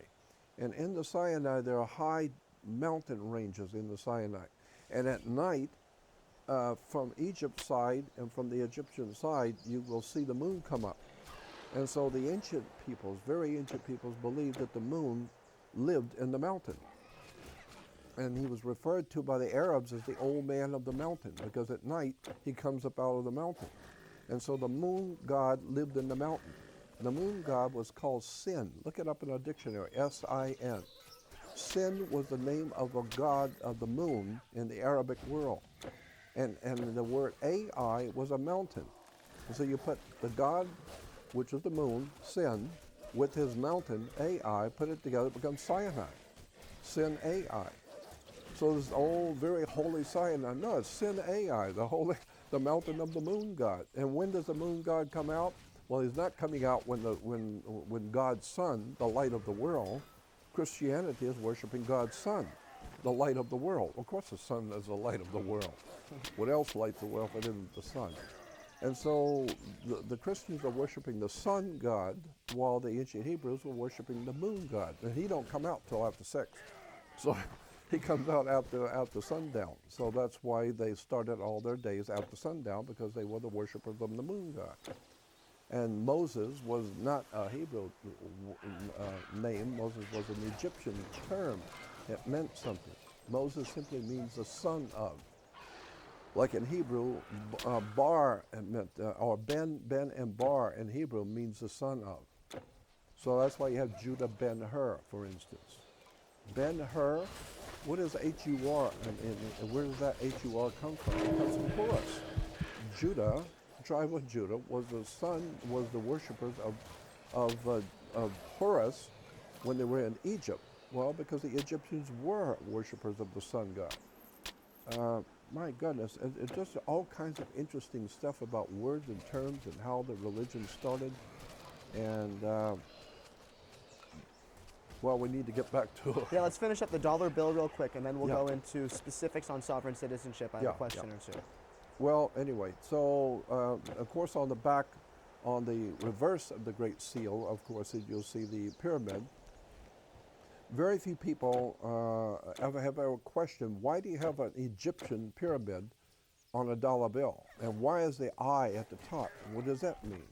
And the words in Latin, most people are trying to earn a buck, they're not even looking at it. But if you look at the back of the dollar bill, it says Annuit Coeptus. And on the bottom, below the pyramid, it says Novus Ordo Signorum. New order of New the order ages. of the world, the New World Order. And the Annuit Coeptus over the top simply means our enterprise is successful. Our enterprise has been crowned with success. And so what enterprise? The New World Order. The New World Order, the pyramid has 13 layers. Just as the 13 stars, there are 13 feathers, there are 13 stripes, and the shield. You'll see the American shield. That's what is called an American flag. The American flag, the stripes are going up and down. A United States flag, which is a corporation, it's a privately owned company, U.S. flag, the stripes go that way. So it's interesting how people don't realize there are two kinds of flags. And so when the corporation was being founded, it was different than when the country was being founded. Because we talk about the Star Spangled Banner. Well, a banner is a promotion for a corporation. It's not a flag. Anyway, there's a whole story about the eye. The eye. You know, Christians say the eye is the eye of Lucifer and the eye of the devil, because they have no idea in the world what the eye really stands for. The eye on the back of a dollar bill is the symbol for the Hebrew Messiah, the Jewish Messiah, in the book of Isaiah and in the book of Psalms and other places in the Bible, Old Testament. The Messiah, not Jesus, but Hebrew Messiah, was referred to as a chief cornerstone the builders rejected. The word chief cornerstone is interesting in Hebrew. Not a cornerstone, chief cornerstone.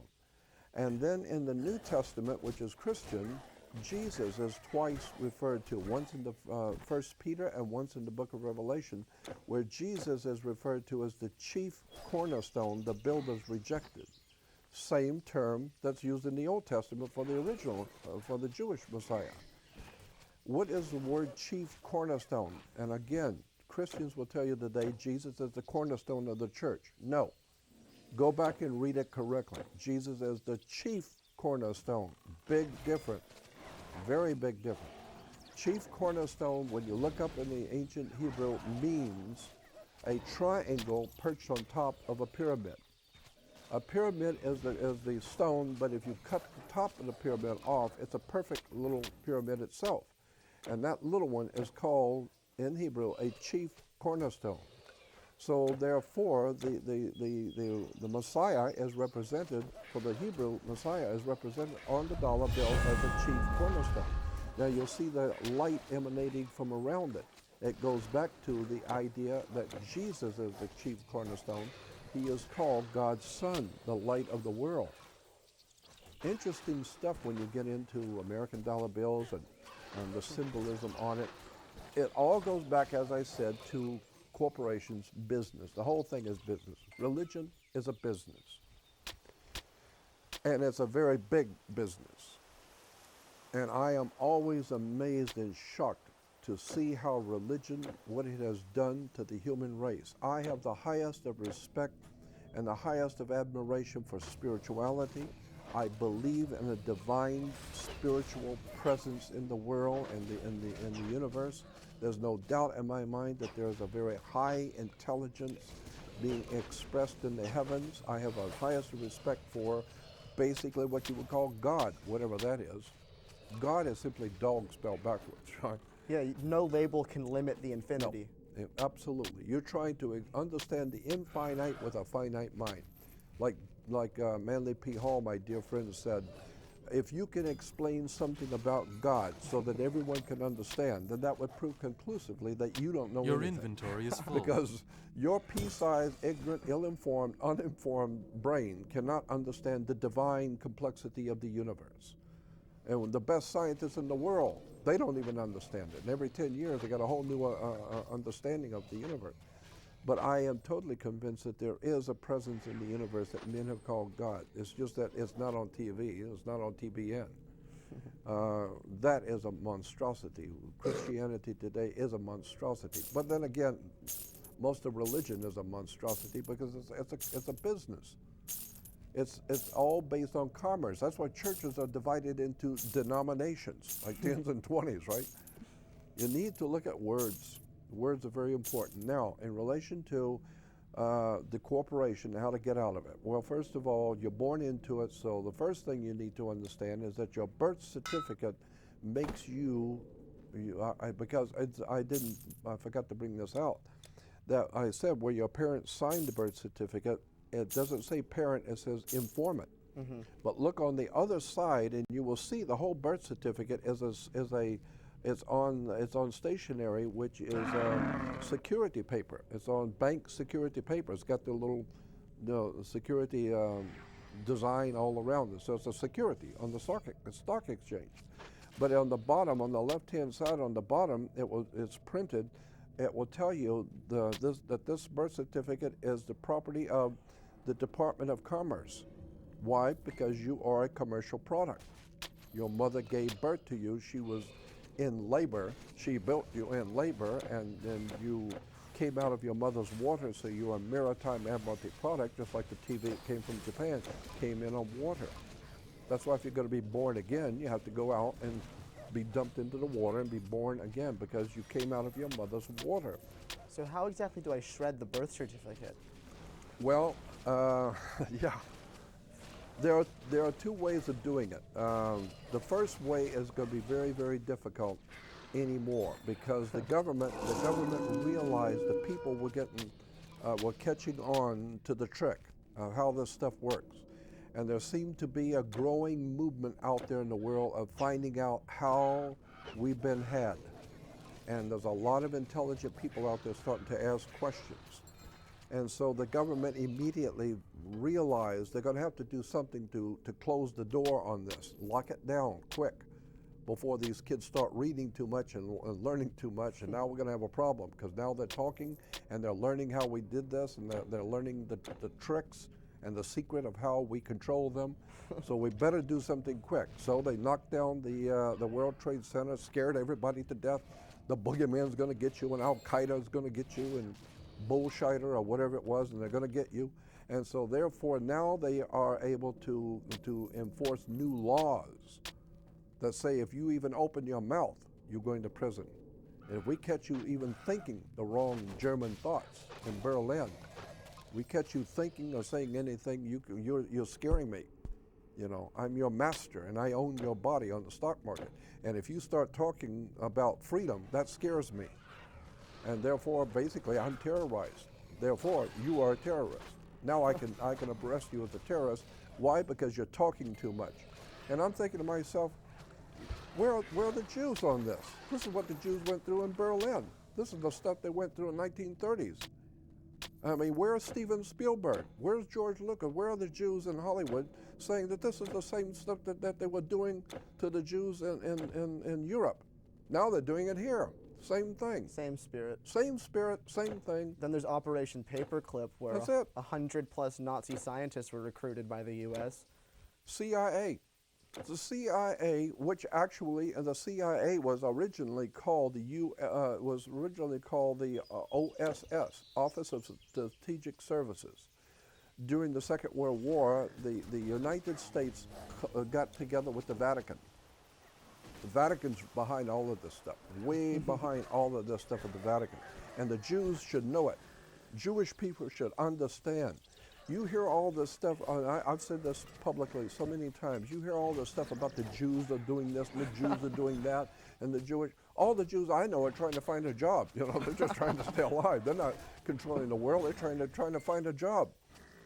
They're trying to just live and pay their bills. So when you hear all this stuff about the Jews are doing this and that, you better go back and look at the real powers behind the world throne. That's the Vatican. You better go back and check out the Jesuits, because in New York, you will see who are the people who are putting the presidential candidates together if it isn't the church. You always see the cardinals and the big shots in the churches bringing all and Jones, the university back east in what is that university? It's a Jesuit university. Jesuits are really behind a lot of this stuff. I mean, get the movie Godfather 3, the third one in the series. Michael Corleone, everybody knows he's a godfather, he's the head of the mob family. And in the very beginning of Godfather 3, he's being anointed with a sword in New York as a member of the Knights of Malta. Yeah, it's in the movie. He's right in the church, and the cardinal is anointing Michael Corleone into something called the Knights of Malta. The Knights of Malta are a very powerful secret society operating behind and for the Catholic Church. They're connected to something called Opus Dei, the work of God, Opus Dei. And Opus Dei, CIA, NSA, all of these alphabet agencies are connected to the Knights of Malta, which is a Catholic institution. And it makes sense because Rome, America, is the new Holy Roman Empire. I mean, Caesar, where did Caesar rule the empire from in Rome? He ruled from a place in Rome called Capitoline Hill, Capitol Hill. And in the reference books, you can read in the history books where Caesar in the morning would go up on the hill. Well, we still say that. You know, the president's up on the hill. What was he up on the hill for in Rome? Well, he was going to officiate over the Senate. That's what we got. We got a Senate up on the hill. It's all Catholic. It's all Jesuit. It got nothing to do with Jews.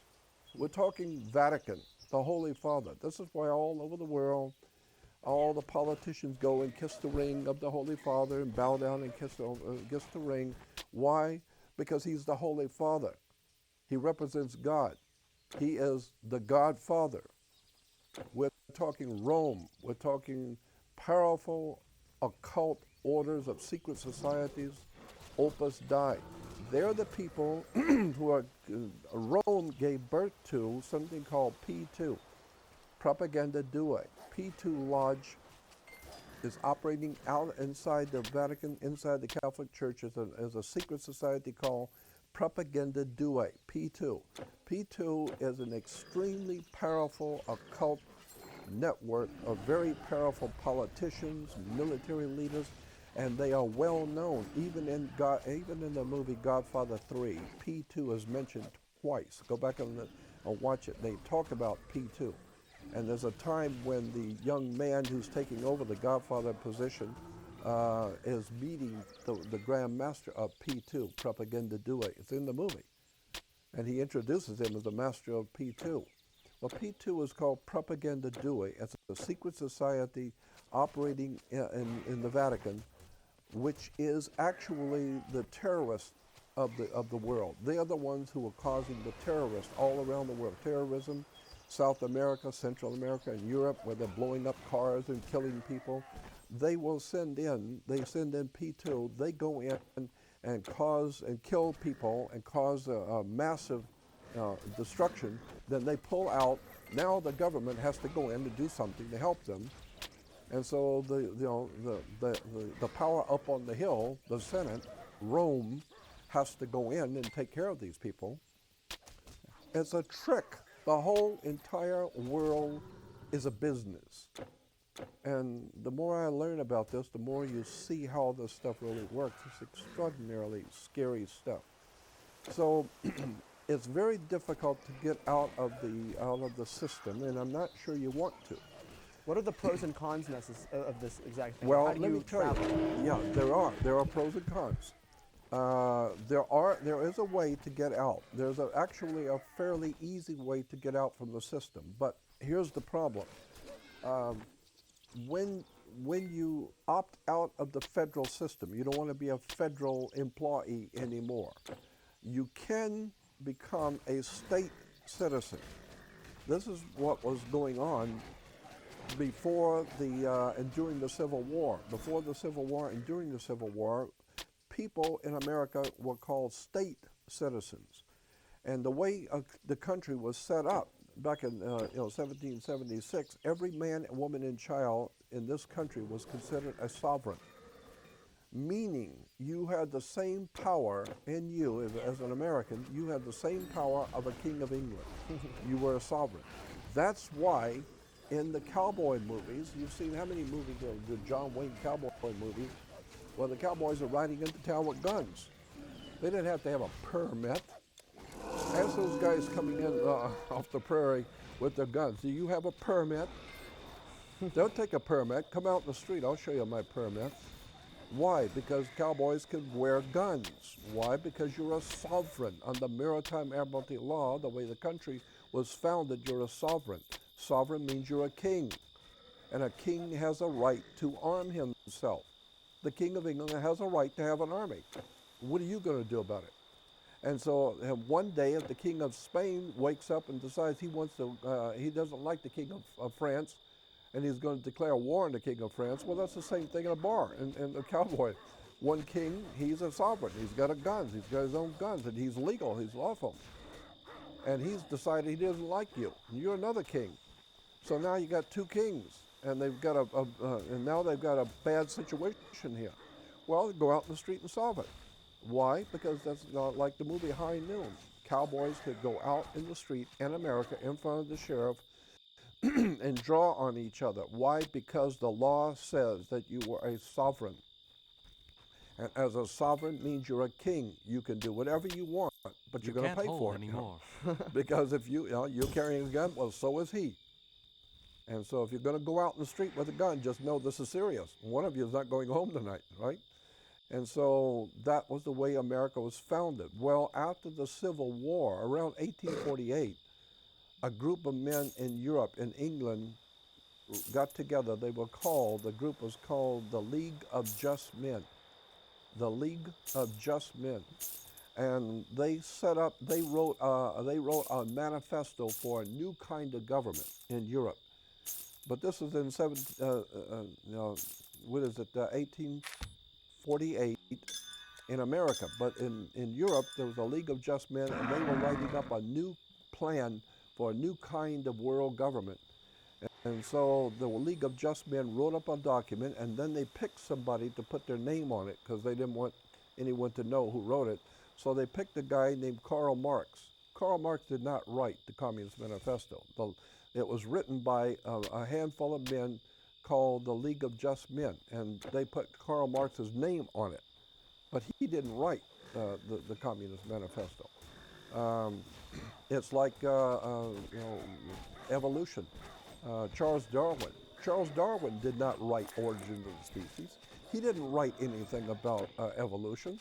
Charles Darwin never wrote anything about evolution. And today everybody, Charles Darwin, evolution. Charles Darwin never wrote anything, period, about evolution. Go back and do your homework. You'll find out that Charles Darwin's family financed a man named Wallace. The guy's last name was Wallace. I don't remember his first name. And Wallace was the guy who was traveling around in the Caribbean, and he was studying all the animals and the reproduction of animals, and he was writing. But Charles Darwin's family was financing him because they were very interested in his work. So they were financing this guy named Wallace. And so Wallace was writing all these notes about his ideas and thinking about evolution of animals, etc. And then he got very sick toward the end of his life and wrote a letter to Darwin's family and said he was very sick and he may not make it. So, you need to come and help me and get all this stuff out of here if I die. So Charles Darwin came over and got all of Wallace's books and papers and everything. And then when Wallace died, Charles Darwin figured, well, my family financed the whole thing. I'll put my name on it, become a big movie star. So Charles Darwin puts his name on a book that becomes known as, he's the father of evolution. He's not the father of anything. He's just a ripoff. All his family was just financing Wallace. So when you understand how all these things that we're being told, we're being lied to every day. I mean, the Marlboro man dies of lung cancer. Nobody knows, But to go back to the idea that there was a time when you could become a state citizen. And if you're a state citizen, that means you're not in the federal system, because the federal was referred to as a U.S. citizen. But no, if you were born in Colorado, you could say, I'm a Colorado citizen, not a U.S. citizen. And so you can do the same thing today. You can become a state citizen today in America. And once you do, you're out of the federal system completely. And the federal government no longer has any jurisdiction over you at all, period. Would you be allowed to grow hemp if you were a sovereign citizen? Oh, yeah, you would be allowed to do anything. Ignore building codes? No more building codes, none of it, because you are completely out from under the federal jurisdiction. And that's the name of the tune. Any cop will tell you, jurisdiction. I mean, if you have a wife and your baby and your kid, is in my house and he's acting up, I can't discipline him. Why? Jurisdiction. He's not mine, he's yours. If anybody's going to do anything, you, not me, because I don't have jurisdiction. Well, that's the way the government works. If you're a state citizen, the federal government does not have jurisdiction, and they know it. So they just leave you alone because they can't touch it.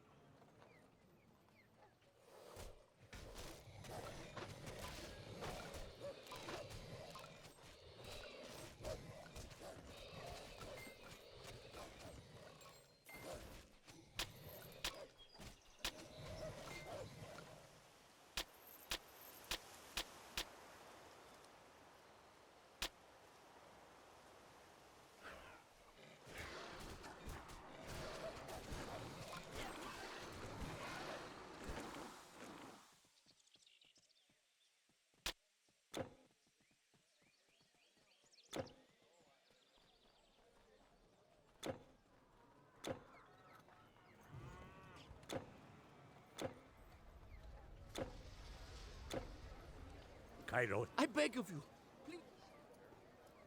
Hail, warrior. I have the finest goods in Athens. You will find none better.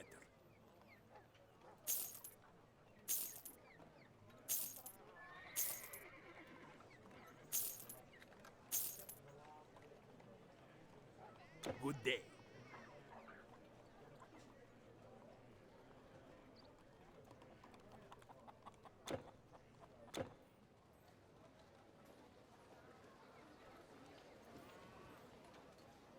By Hermes and Isis both, welcome!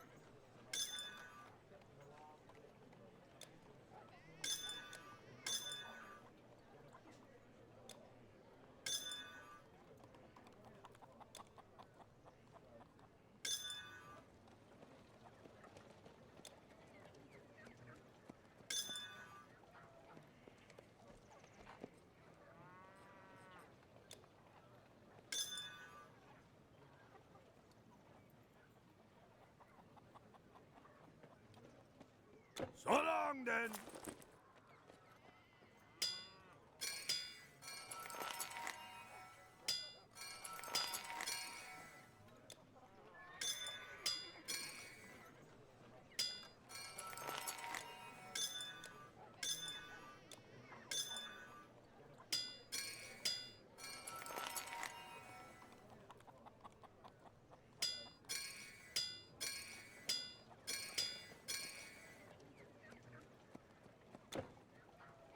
At your service.